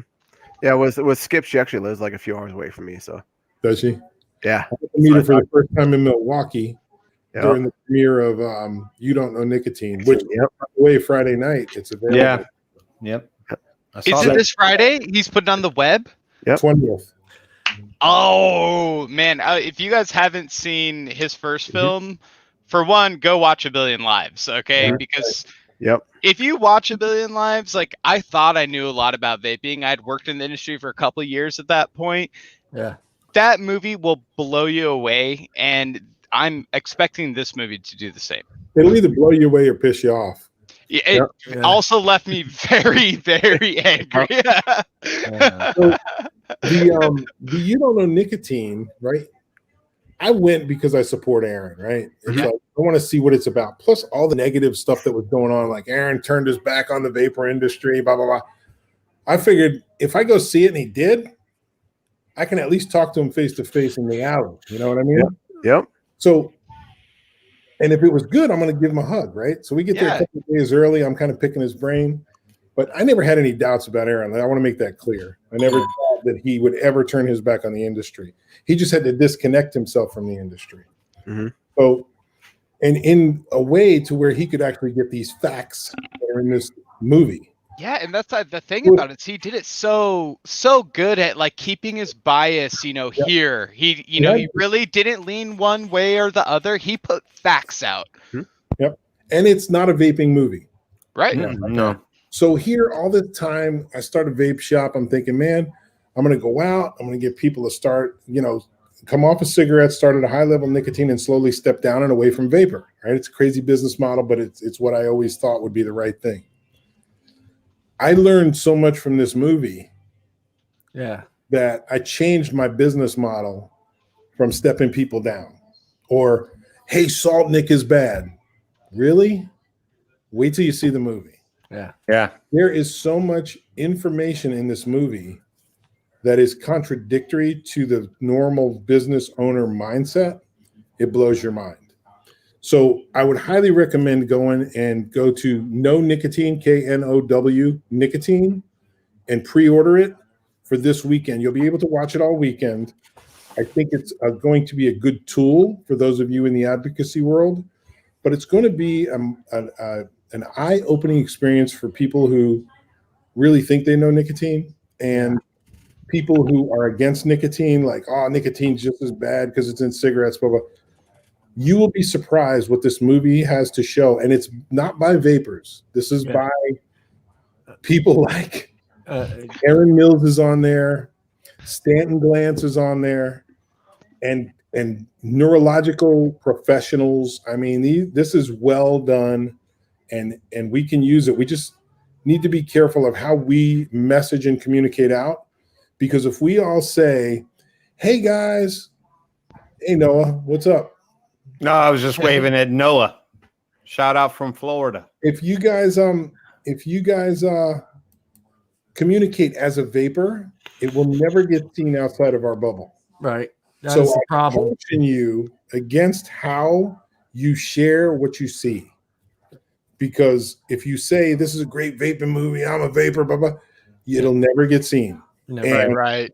Aaron will seem like, well, he's a pro vapor, so we're not even going to take him. The critics will tear him apart again like they did in A Billion Lives. Yeah. So the messaging needs to be something more like, nicotine is not what I thought it was, or man, I really want to check out what nicotine's about. Those types of things. Yeah. We need to be cautiously conservative with our messaging, I think. Yeah, And so it should almost be, educate yourself on the product that you're using. Right. Because I think that's, all of us, when you start vaping is the first day you try it and you're like, wow, okay, maybe this will work. And then all of a sudden you're not smoking. And then you're like, maybe I should find out if this really is better than smoking. Yeah. And, then the deep down the rabbit hole. And I think that's something that you should always continue to improve on. If I see a new study come out, I'm reading it. I'm still concerned about my health. I want to know. I think we all did that, because I remember I did the same thing. I go, shit, this is working. And then all of a sudden, I want to say about a month into it, I had the little chirping in my ear. What is that? Oh, that's bad for you. Then I started doing my own research, but it was about a month in. I was like, oh, wait a minute. Am I really doing the right thing here? Or am I still doing the same thing? So I started doing the Google search, and I was like, no, everything looks legit. And I was more than happy. And then a few months into it, all of a sudden I'm breathing better. People are, I don't stink. People are like, oh, get in your car, I'll go on you. I want to give you hugs. Yeah. Bacon tasted better. My mom hasn't hugged me in years. No. So that whole piece though about you don't know nicotine, we were at that premiere and there were like school principals and legislators and doctors there and stuff, and it was really cool. That's great. It wasn't your normal vapor people, like teachers, and they're watching it and they're like, whoa. We get to interact with them afterwards, and they were just mind blown. It was shocking. But I think that's a good idea, because it lets the person go into watching the film with an open mind, and not go, oh, here we go. We're just going to see a pro vaping video, a movie for the next, I don't know, an hour and 45 minutes or whatever it is. And they go in with that philosophy. They're just not going to pay attention to the information that's being given to them. Mm-hmm. That's a good point. That is a good point. I mean, just tell people, hey, this is a movie about nicotine. You want to know what nicotine's about? This is the movie to watch. And it's about so many other things. I mean, not just vapor. It's about, the medicinal benefits of it with younger children and prescribing in other countries and where it comes from. Yeah. We think it comes from the leaf. It doesn't come from the leaf. It comes from the root. Yeah. How is it sourced? I mean, it's a really good, insightful movie. Nice. I can't wait. Yeah, I'm super excited. I didn't realize that it.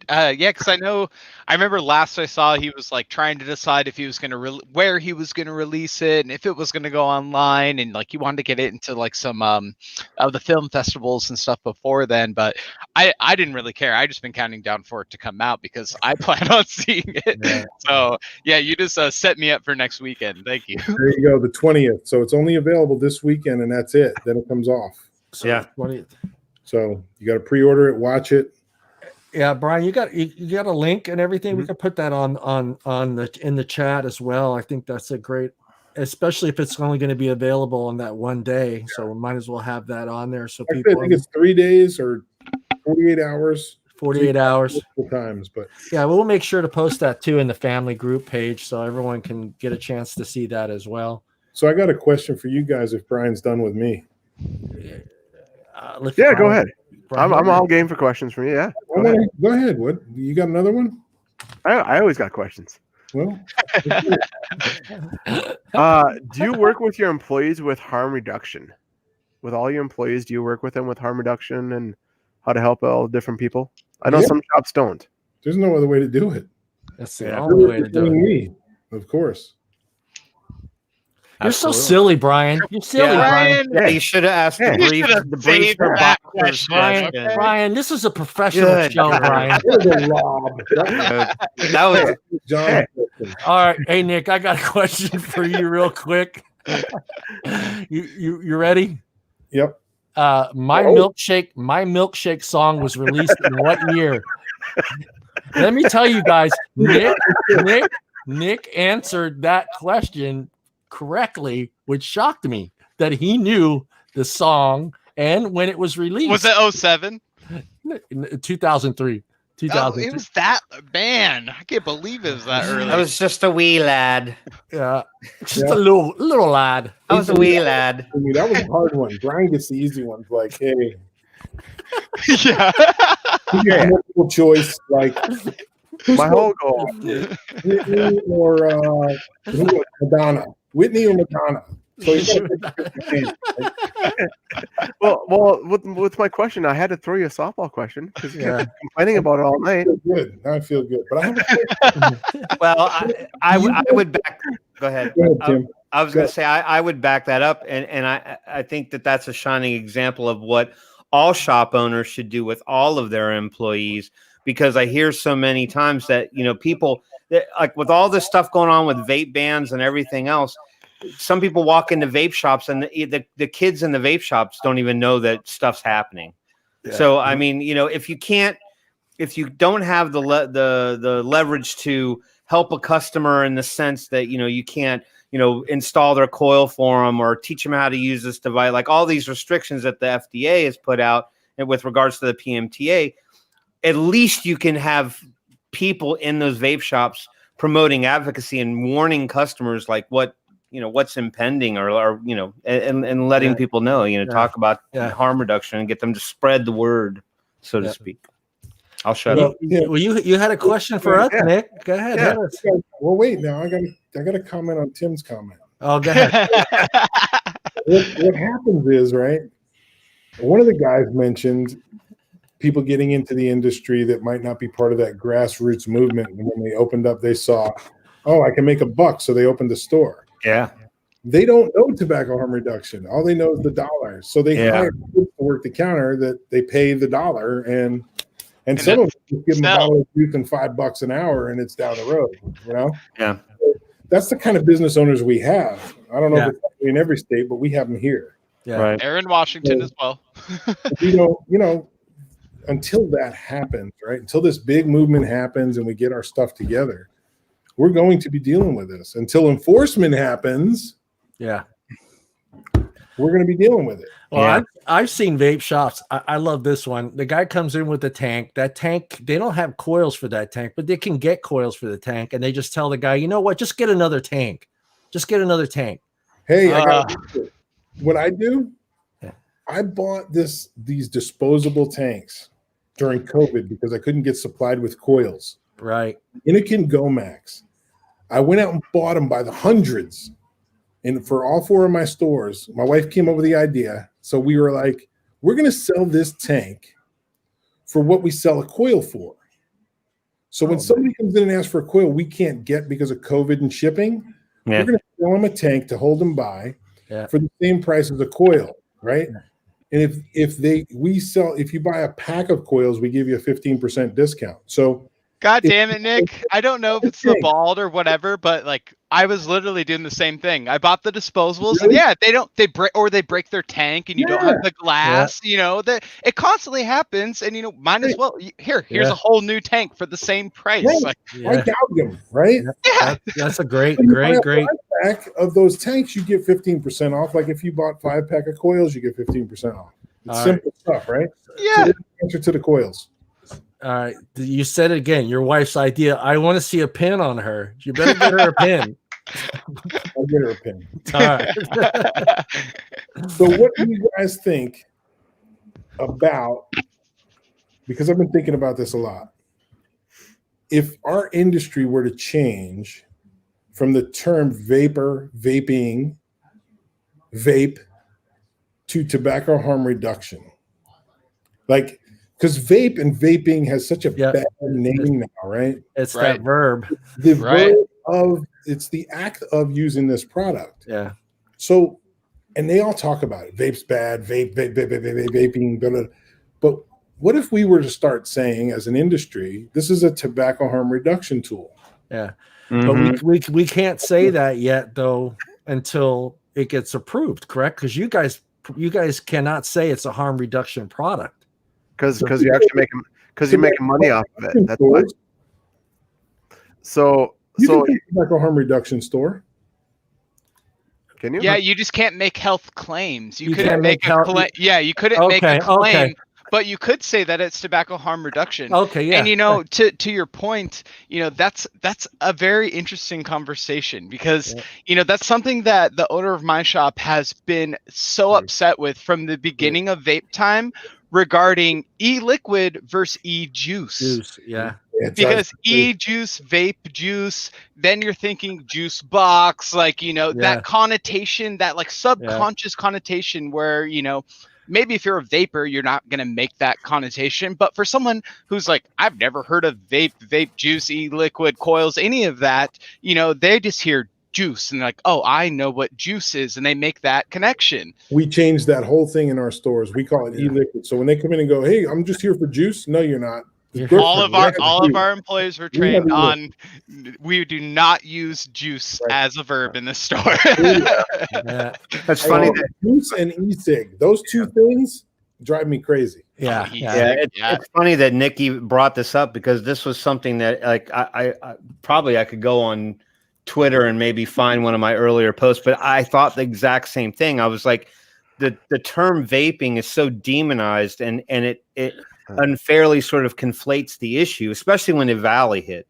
When Valley hit, and then they just started using the term vaping for marijuana and e-liquid. Of course, and I don't disagree that is the action, but it's a verb, right? So we could make the same argument. You could sit there and say, well, diabetics are dying from injecting, but you're not saying what they're injecting. Certainly, it's not the insulin. Maybe they're all a bunch of heroin addicts too, you know, or fentanyl. We don't know. The point is that I thought that would be a nice move to try to separate us from the pack, and that is to start identifying us under some other term. And I got a lot of flack and a lot of kickback from people who are vapors, and they were like, "Well, no, we shouldn't concede our term because something else came along. Like why should we have to buckle and fold?" And I was like, "Well, it's not about buckling and folding. It's just about rebranding or re-identifying ourselves."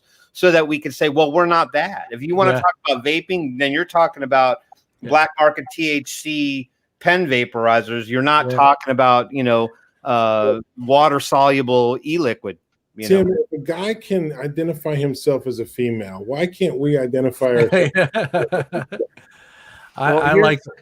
Don't assume my nicotine product. Okay. I mean, right? Yeah. Here's an exercise I've done with myself is I've talked to people about vaping and stuff, and people are like, do you vape? And I said, vape what?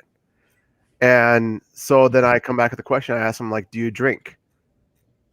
And then they go, drink what? And I'm like, that's kind of the point. That's the point. I said, when I say I drink, you assume alcohol. When I say vape, you assume it's nicotine stuff.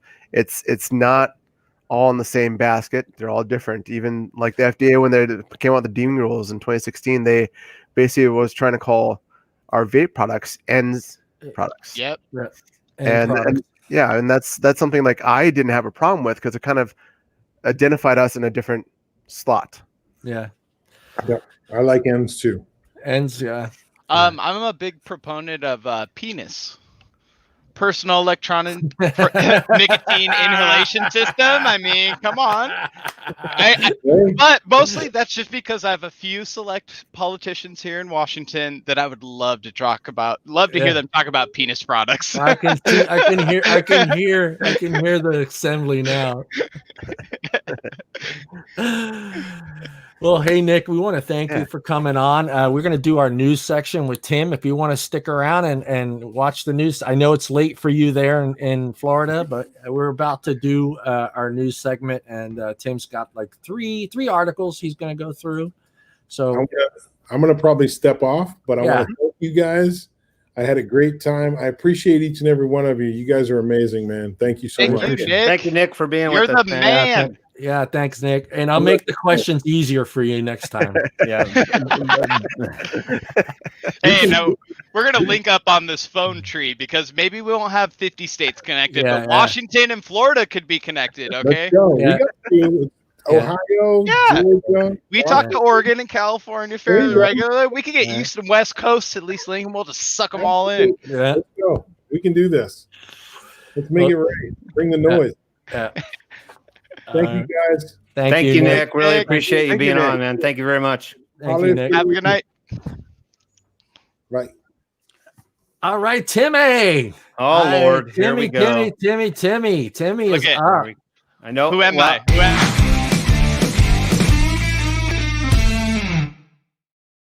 I just love hitting that last note, dude. That I brought some mini sticky Kinda- notes just kinda so I could makes- tap them. Yeah, it kind of makes me think of Bill and Ted's Excellent Adventure. Like we Yeah. are the vaping stallions. Oh, All hey, if we get Keanu on here though, I'm in. right. Broadcasting live from the Vape Station here in beautiful downtown Atlanta, Georgia. Woo! Bringing you the news on this wonderful Wednesday, November 18th. We have 3 articles for you today. The first one I'm going to start off with is a little antiquated, and we'll call it a bit of a history lesson, let's say. Everybody likes history. I know I can't. Hey.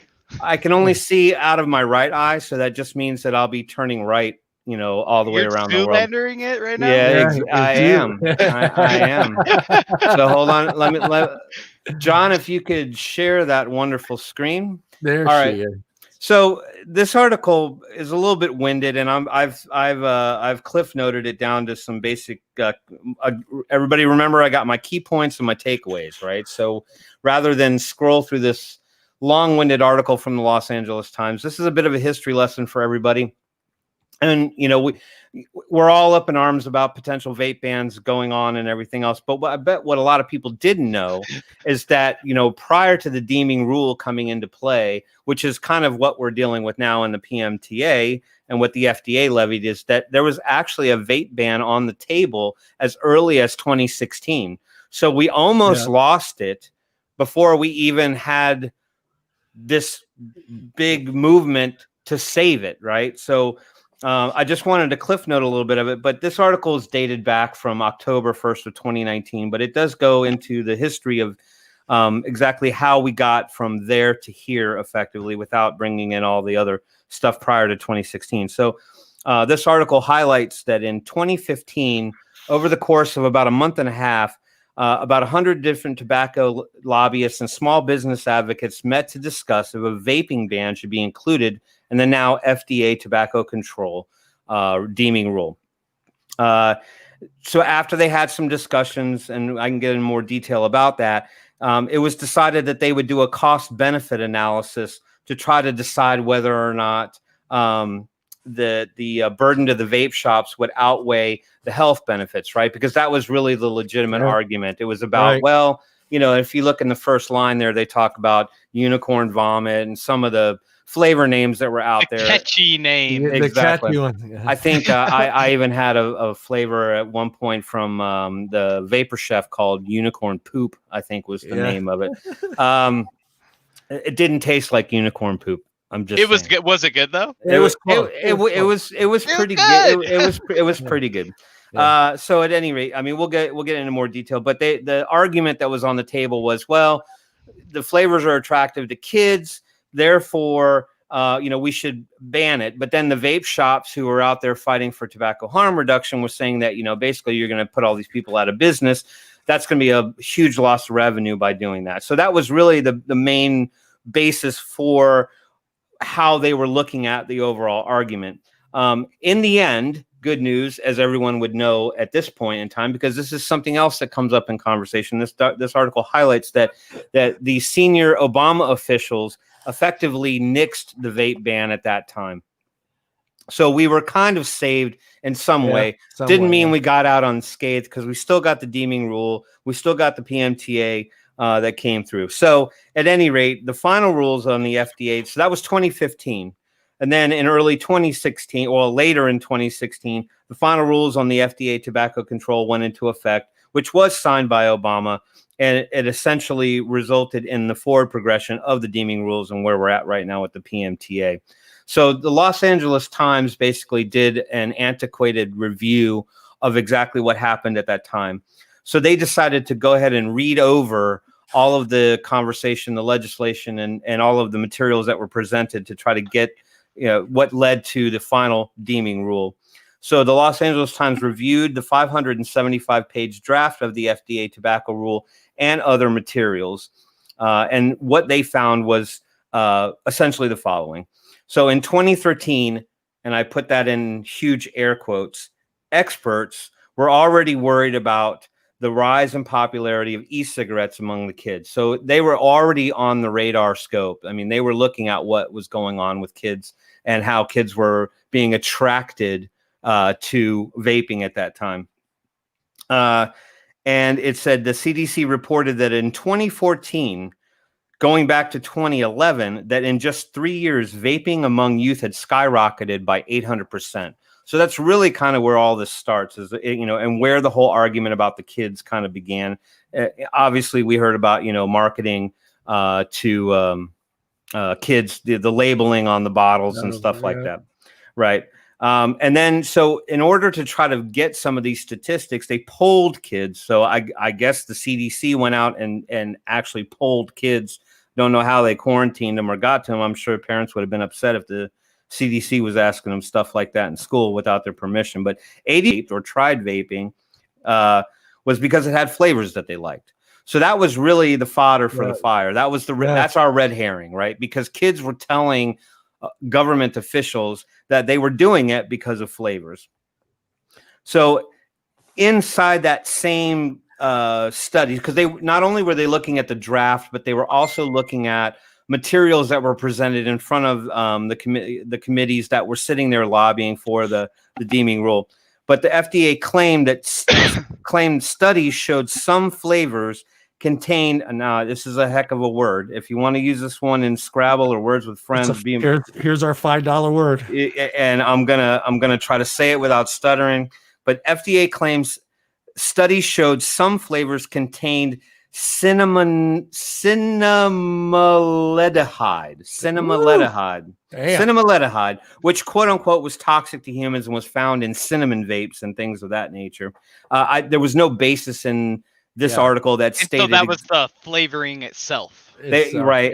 According to what they were finding in the vapes, cinnamaldehyde. I think that's right. That sounds right. I think everyone drink 3 beers really fast and walk around trying to cinnamaldehyde. I only got one open. All right. And unfortunately, to our other co-host, I hate to break the news, but the FDA also claimed that some cotton candy and bubblegum flavors contained aldehyde. Madison. Poor Madison. Oh, so I'm so glad you did this article with Madison not here today. Well, Madison's probably like whatever. Yeah, she's probably listening and whatever. She's I'm still whatevering vaping it, right? at home right now. Which strangely enough, I never heard of cinnamaldehyde or this. Well, we've heard of formaldehyde and other formaldehyde, things, right? But this family of aldehydes, which are quote unquote family. Well, that's what they kind of called it. Chemicals which cause airway constriction. So this is what the FDA was putting on the table. They were saying that these e-liquids contain these things that were so detrimental to health in general. So in 2015, a draft of the deeming rule included a flavor ban that would have removed flavors 90 days after the institution of the rule in 2016.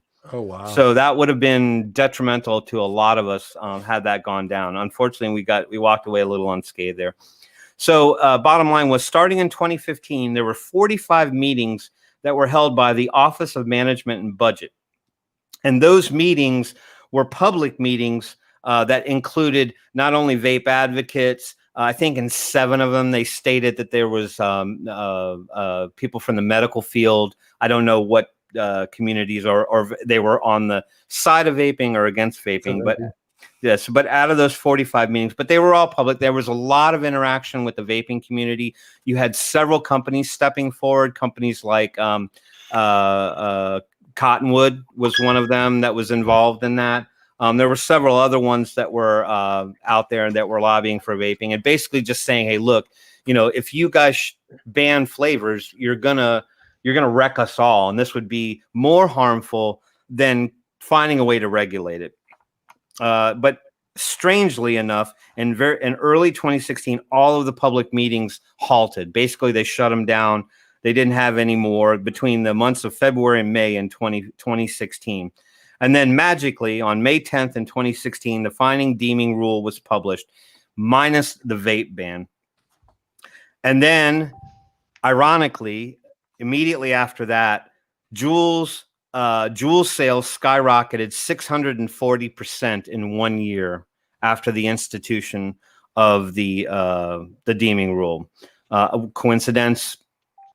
Who's to say? But that was basically the meat of it. Here were the takeaways that I got out of that, or at least an encapsulation of exactly what the article basically put into a nutshell, was that the reasons the ban was halted by Obama and the Obama officials at that time is due to the economic impact study at that time, vape advocacy resistance, and they said that the science was not clear enough to constitute a levy, was not clear enough to levy the health benefits and harms being inconclusive. So at that time, there weren't enough studies done to say whether vaping was helping people or harming people more. So because they had no ground to stand on there, they said that they needed to continue those studies. And then I made a note that just said that it was right after all of the actual interesting information that the article quickly devolved into a conversation around EVALI and assumed correlation to regular vaping versus THC. And when did this come out? This was October. This was in October 2019. So it was right around about right. That was right at that time. Yeah. Right. So, I mean, they had to get their stabs in at the end, and I really kind of was disappointed in that article at the very end. There was something that I did take a tangent on, because there was this comment made that scientists expected that 1.5 million years of human life would be lost. Oh, God. To vaping.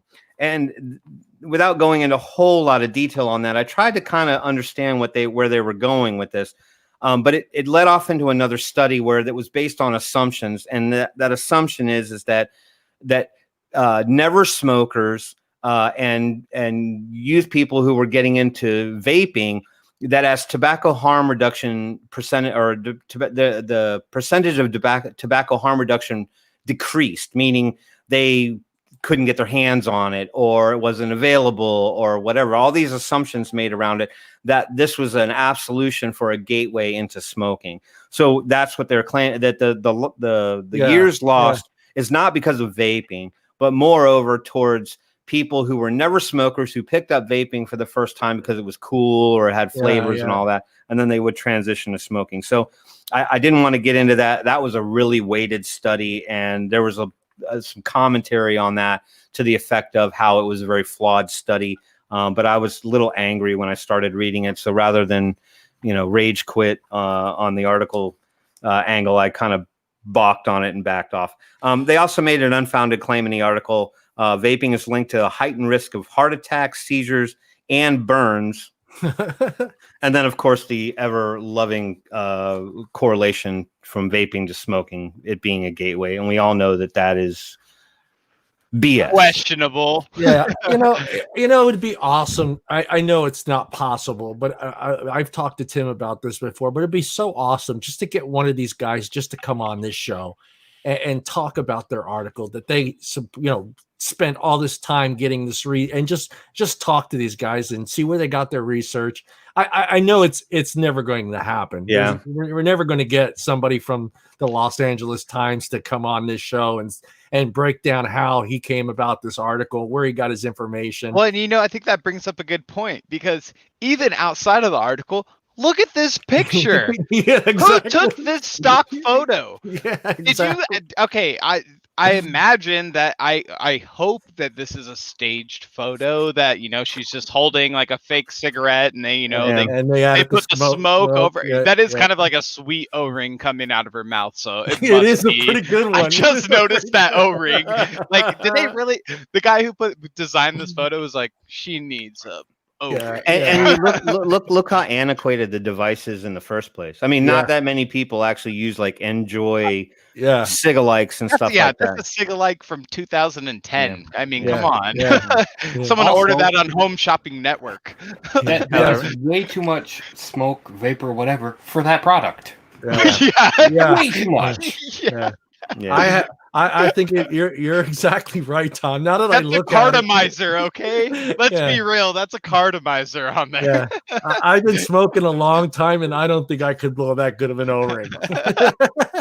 I just thought that article was interesting because not a lot of people understand exactly what happened between the years of say 2014 and now. I mean, we really kind of had our heads on a slab at that point, very early on. So and I think it's interesting just looking back to October of 2019 to now, this article came out, basically 1 year ago now. And like the peak of what was going on with vaping at that time and, the whole mystique around vaping at the time was so much different than what it was in 2019. I think that'd be kind of cool. Like maybe if we looked back at like some other articles, like if we had like a future where you were like, okay, let's look back at an article from 2017 or 2015, like in the peak of vaping to see kind of like what was the LA Times saying about vaping, 2 years before a Valley kicked off, because their story has changed constantly. Well, I feel like part of it is that they didn't really have much of a leg to stand on because it was all presumptions at that point. I mean, because their only argument at that point was really all about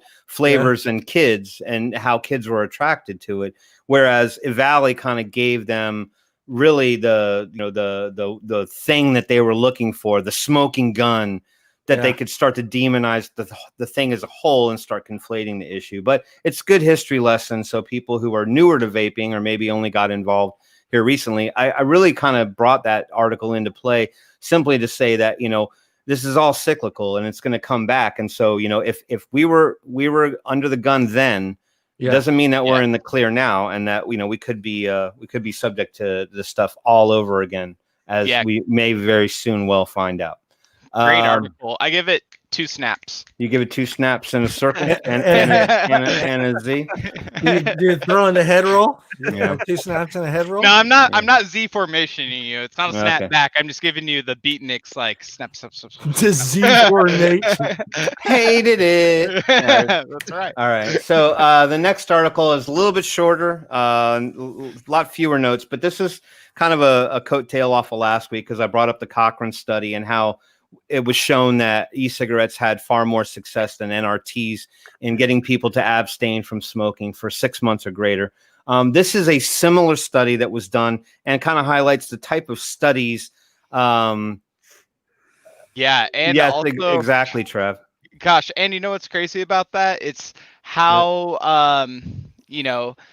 how many people that had actually convinced. But at the same time, it was how fast the vape community debunked it. I mean, literally within 2 days of the first Valley case coming out, and people were like, "There's concerns about vaping."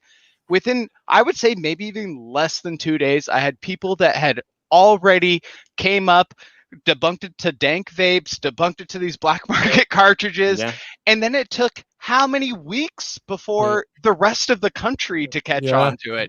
Well, because the media ran with it, and unfortunately that ends up inseminating a lot of people's minds very quickly because they can reach a much larger, wider audience than we so can. Fast, and a larger audience that votes.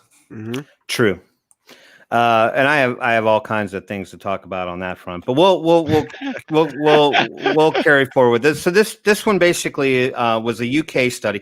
Ironically, all of these great studies, all of these great documents and medical papers come out of countries where they don't really have the same outlook on public health that we do. Obviously, we are, if big pharma and big tobacco and everybody else isn't staying in business and keeping people sick, then there's no motivation to try to get people healthy other than, some of this, hollow conversation that they talk about where, it's to get people healthy, they're going to ban it. But in these other countries where they promote it, again, this is another UK study that was posted. I can't even talk anymore. I got a huge list. It was a UK study published by Read Wellbeing.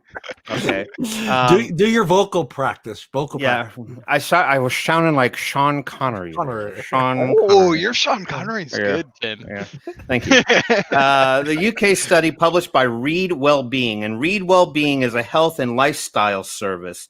What they are, in effect, is they are a organization in the UK that is an outreach service. So people that are looking for ways to improve their health or need, it's kind of like calling your local free clinic, what can I do to kind of help me in this particular, I'm having stomach pains, what can I do?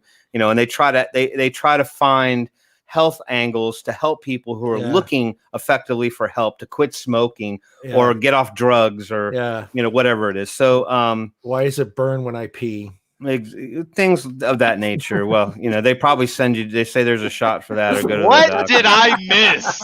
Okay, I left for 2 seconds and I come back to John saying, why does it burn when I pee? Well, there's no help. There's no hope. There's no hope for Truncali. So just grin and bear it there, buddy.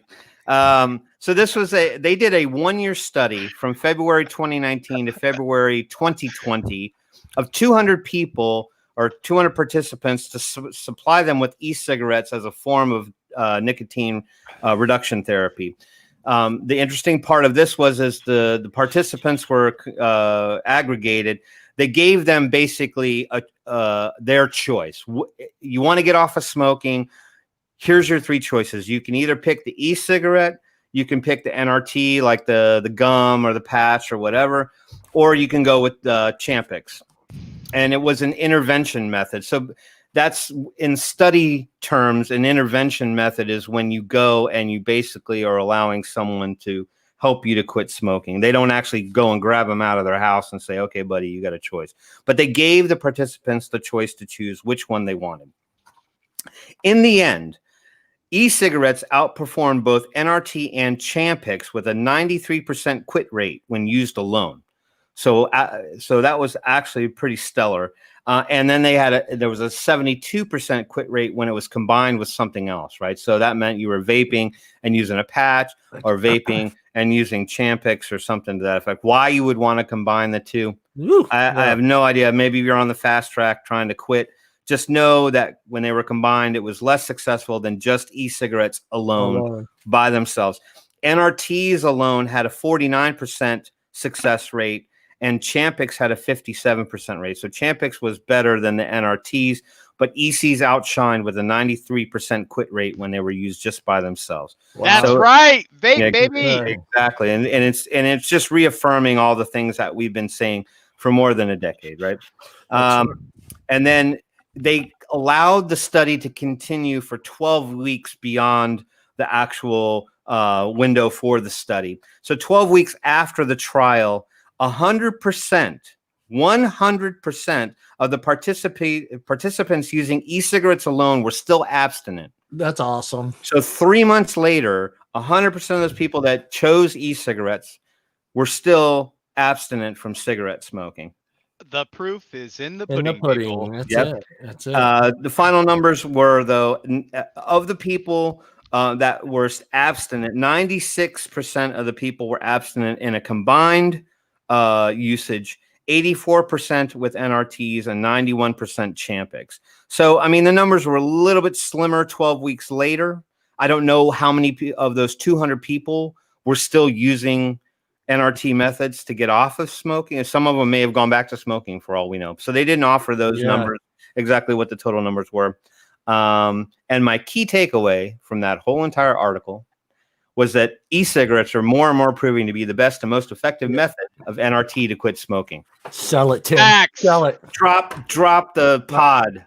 Drop the pod. Tim, we're getting a new, instead of the shameless plug, we got to get you a new one just for that. My final thought. My Siskel and Ebert was or you can just throw the papers. Just throw the papers.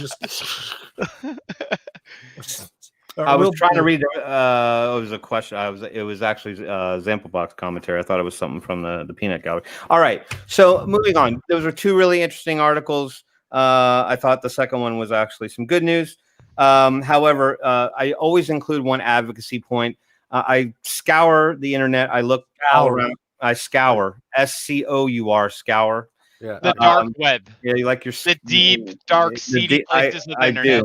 I do, and I try to find something to talk about on the advocacy front. I could not find anything specifically addressing legislation or hearings or open commentary sections. But one article that did pop up for me that I thought was important. So to all you people in the Baltimore, Maryland area, loud and clear, are you listening? The Baltimore Maryland area. So I last week we had Missoula, Montana, which I'm sure has a population of 5. Baltimore has a hell of a lot lot people. Hey, I know more than 5 people that live in Missoula. Okay, come on. There's at least 6. Okay. And that's good. That population is increasing in Missoula, Montana. There was a baby born. Exactly. Somebody had a kid, and now there's 6. So in Baltimore City right now, officials are looking to seek a 30% tax on vaping products. Bastards. Yeah. So it's in a wholesale or retail by chance? Both. Both. It's on like cigar products are the wholesale price, but they have excise taxes that apply as well. Wait, so they're getting 30% tax on the wholesale. So whatever the shop is buying is 30% more. Then it's 30% more tax for the consumer that's buying. They don't specify that. They just they're looking to get residents to pay at least a 30% tax on top of what they're buying. Oh, so it's that sounds like it's retail. So it's probably a retail tax. And that's why I said it's retail. So if you go in and you buy your normal bottle of juice that's, $15 or $18, you're going to be paying 30%. Where I think at this point in the game, all you would be paying is your local state sales tax, which is on a pack of cigarettes. You have them, on a pack of cigarettes, it was like 37 cents for a pack of cigarettes for the local state sales tax. Right now, it's only in proposal mode, but it was introduced to the committee on Monday, October 19th, so very recently. So I encourage people in Baltimore to keep your vape radar on and seeing if there's some way you can vote on this. I don't know how they're going to institute it. I don't know what kind of power they have to just stamp. Start sending emails to your representatives. Start sending emails to your senators. And this is a forewarning for every other state. Right now, we're in the lull period. Most state sessions start in January. Right. January is like the peak time. And a lot of times there's a lot of big issues to fry in January. Yep. So they might not really talk about it. And it'll be like, oh, they're not even going to do anything with vaping. Yeah. But February 1st, they're trying to tax vaping 95%, 30%, banning flavors. Yep. Get ready. This is probably the first state of the year besides Missoula, which is already ahead of the game apparently. But January is going to be really, really big. So like Nick was saying earlier, get ahead of the game. Send an email now. Let them know. Let them know you're watching, man. Yeah. So I got a couple more points on this, just so people can kind of understand exactly where this is coming from. So you may want to wonder why they've decided to all of a sudden tax vape stuff with a 30% tax. Is it the kids or the money? It's because of money. But it's not the kids. It's that's part of it. That's buried in all of it, but it wasn't at the forefront.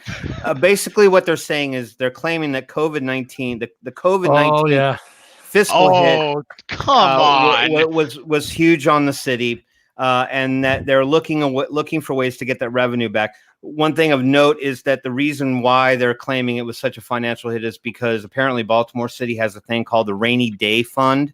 And they every state has that, right? And they tapped into that rainy day fund and upwards of $25 million.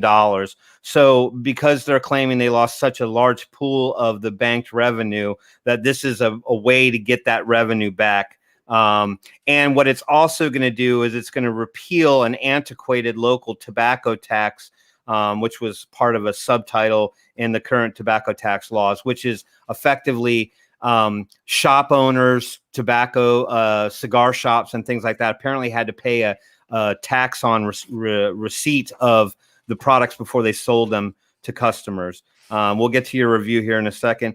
At any rate, they claim that the bill suggests that it would also have some net health benefits, which we know is bullshit.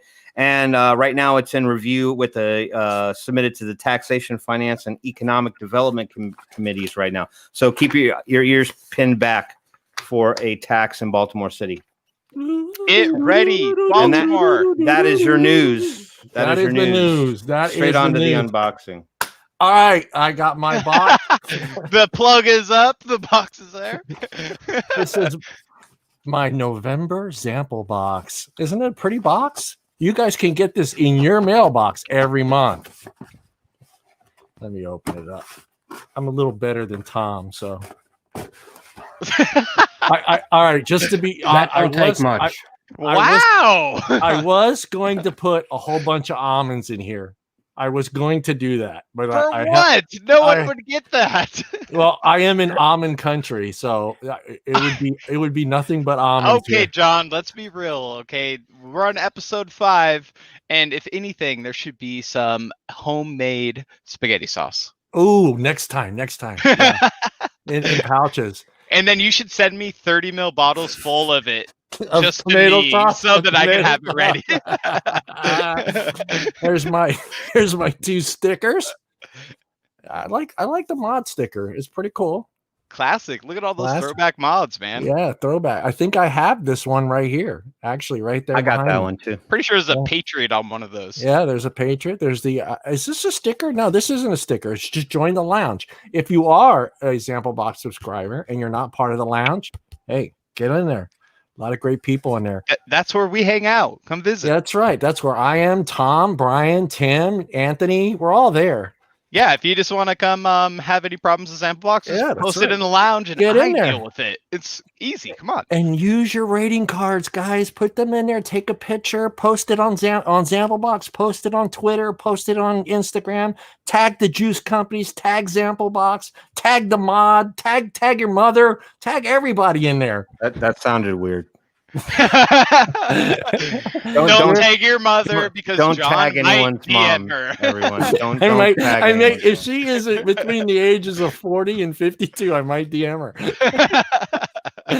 There's my Zamplebox menu. I like it. The printer's working great, Anthony. Tell the guys over there. Oh, finally, printer is working. I got a great box this month. I didn't pick my juices. I'm not going to go into depth on. I see some good ones from here. Because we're running out of time. So I just wanted to give everybody a good look. Mucho Berry has been dusted. Good Lord. You vaped that one? yes, I did. Did you drink it? It was delicious, and I couldn't stop if vaping you get it in your box, you will dust it. Yeah, you will dust that. You will dust that.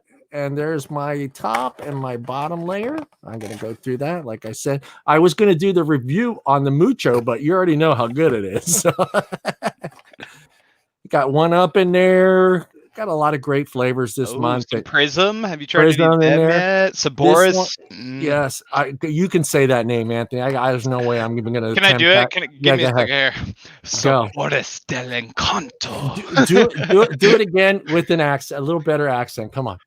Oi, me gusta sabores. Oh my God. Sabores de encanta. I'm half Cuban and I can't roll my R's. Okay, I'm a disgrace. Yeah, my whole family hates me. It's a great box, guys. It's a great way to sample different flavors from different companies all over the country. Like most of us, if you are buying your juice from your local shops, you might not get a chance to taste some brands that are from back east or the Midwest.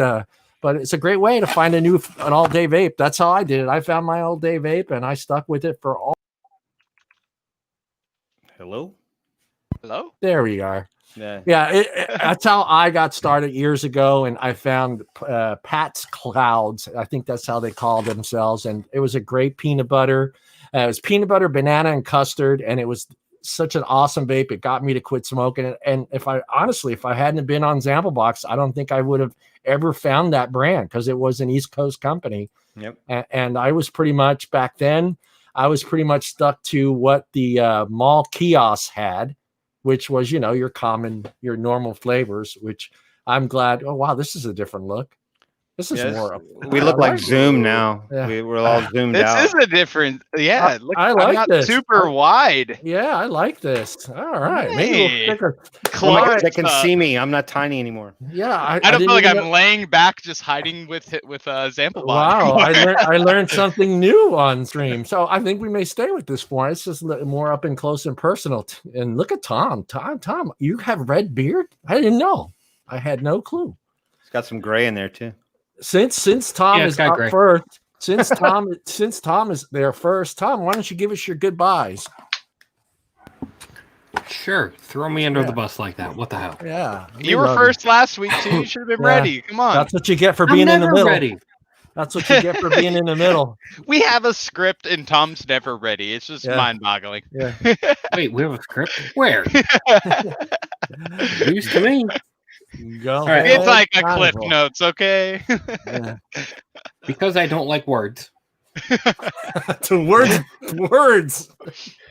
I want to thank Nick for being our guest again. Always great talking to you.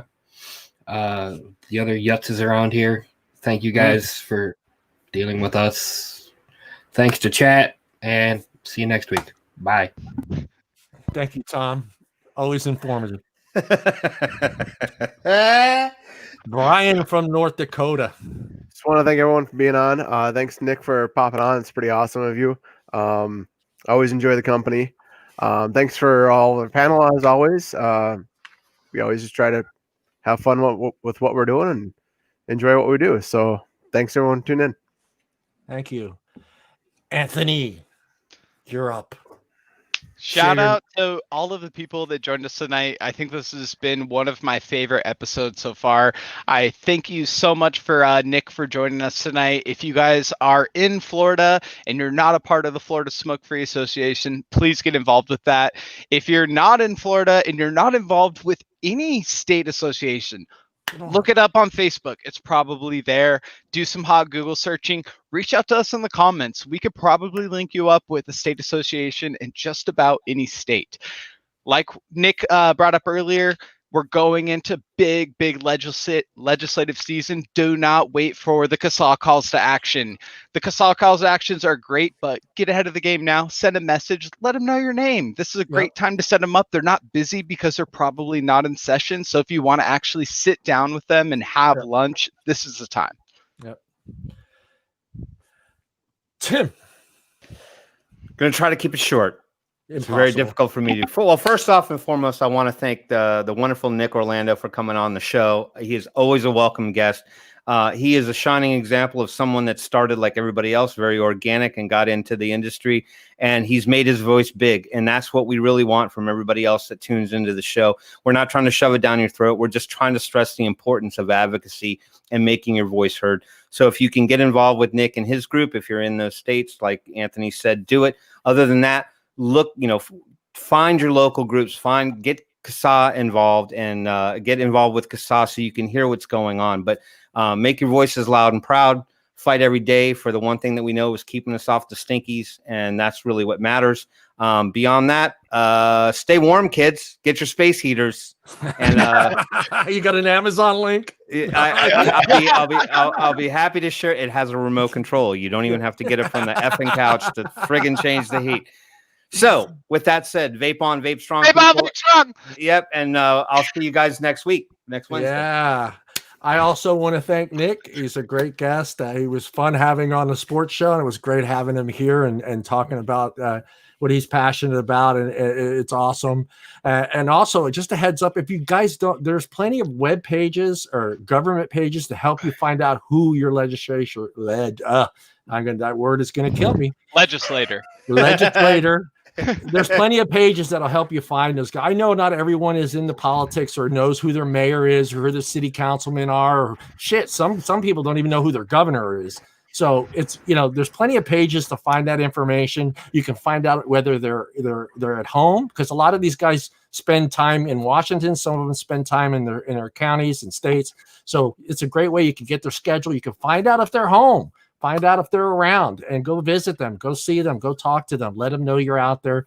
And don't forget to let them know you vape, you vote. That's the most important thing, because if they don't think you're a registered voter, it's going to go in one ear and out the other one. You mean nothing to them. So that's another thing I stress. Make sure you get there. And I know now it's a little late, but register to vote, guys. It's never too late. It's never too late. Registered. Yeah, it is not, it's true. I get it. The presidential election, you can feel disconnected on. You can feel that you're voting party lines and what red or blue is going to win. I get that. Your local elections are completely different than that. Your vote actually matters in your local elections, and your voice actually matters. I called and talked.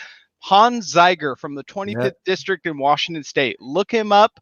That dude just about knows me by name and recognizes my email, okay? Because he's been my representative for about 9 years now, and he's gotten at least 20 emails every year. That's awesome. And that's what we should be doing. We should be doing the same thing. Know who's representing you. Get out there and be smart about it. Also, since I was getting ready to mute Brian, because I thought he was going to steal my thing at the end there, and I almost muted him. I had my finger. I had my. I really just wanted to steal Tim's. I had my mouth Vape pointer. Strong Rock On. That. Yeah, he's got the best signature. I just wanted to get it at the same time. He's doing hearts. He's doing hearts now. He's doing hearts. If you're new to the Zamplebox channel, please hit the subscribe button. Hit that little bell. See that little bell down there? It's on the bottom right-hand side. Hit that bell, and you'll get notified anytime there's new content on the page. It's on the other side of Tim. Yeah, and I am going to do this next part because I think he's been practicing it. You ready, Anthony?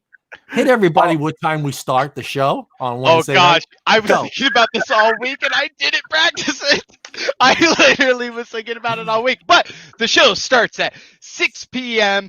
West Coast time, Pacific Standard, if you like to use that kind of format. Then we have Mountain Time, which is 8 p.m. And then we have Central Time, which is...